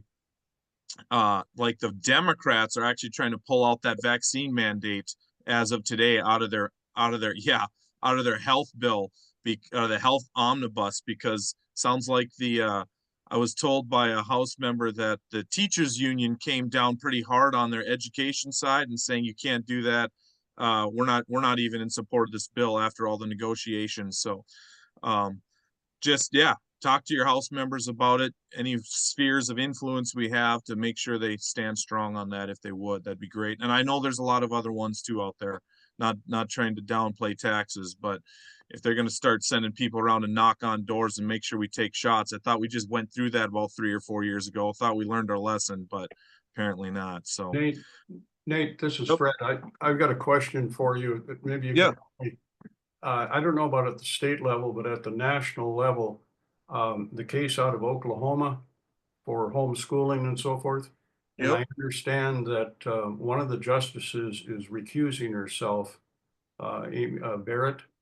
Oh. And so it potentially could be, we don't know, 5-3 or 4-4. Yep. Have you heard anything about that at all?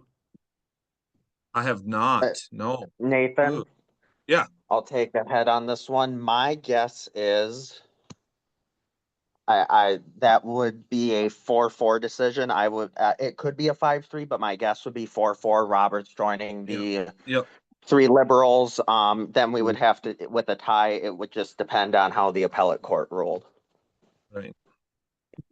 Fair enough. Thank you. Sure. Yeah, I'll just add to what Nathan said there too, is that on that bill, there was 5 Republicans in the Senate, correct, Nathan, that voted for that? Right. Can Yes. I provide some that is context to not- that? Because there's important context to provide to that. Okay. In order to be added to a conference committee between the House and the Senate, you have to vote in favor of the bill. So those members who voted in favor were not voting in favor because they supported it, but simply as a good faith effort to be added to the conference committee or have the possibility. That sure doesn't look well. I'll just say that, but okay, I understand. I personally know Jim Abler's son bought my house down in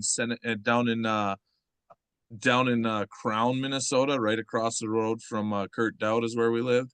And so I know him. I know his wife. His wife is, I'm surprised that he even, regardless of conference committee or not, the way his wife, yeah, I'm surprised he had the cojones to put a yes vote behind that with the way his wife talks on social media about it. And when we've talked with her, so yeah, but fair enough.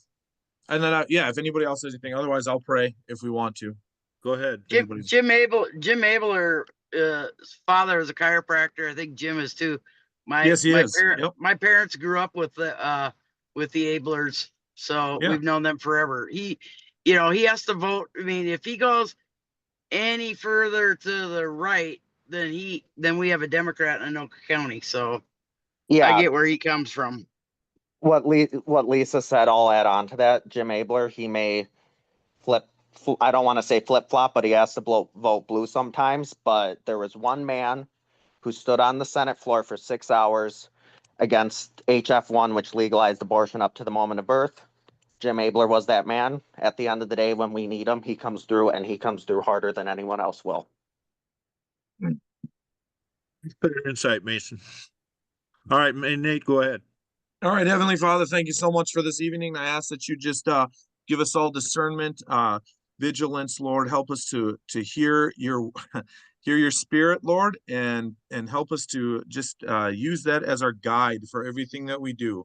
Lord, I just ask for everybody to be able to get a good night's rest tonight and get after whatever they got going on tomorrow. Lord, help us to expand the the message of liberty, the message that you brought when you sent your son to die for us and set us free from our sins.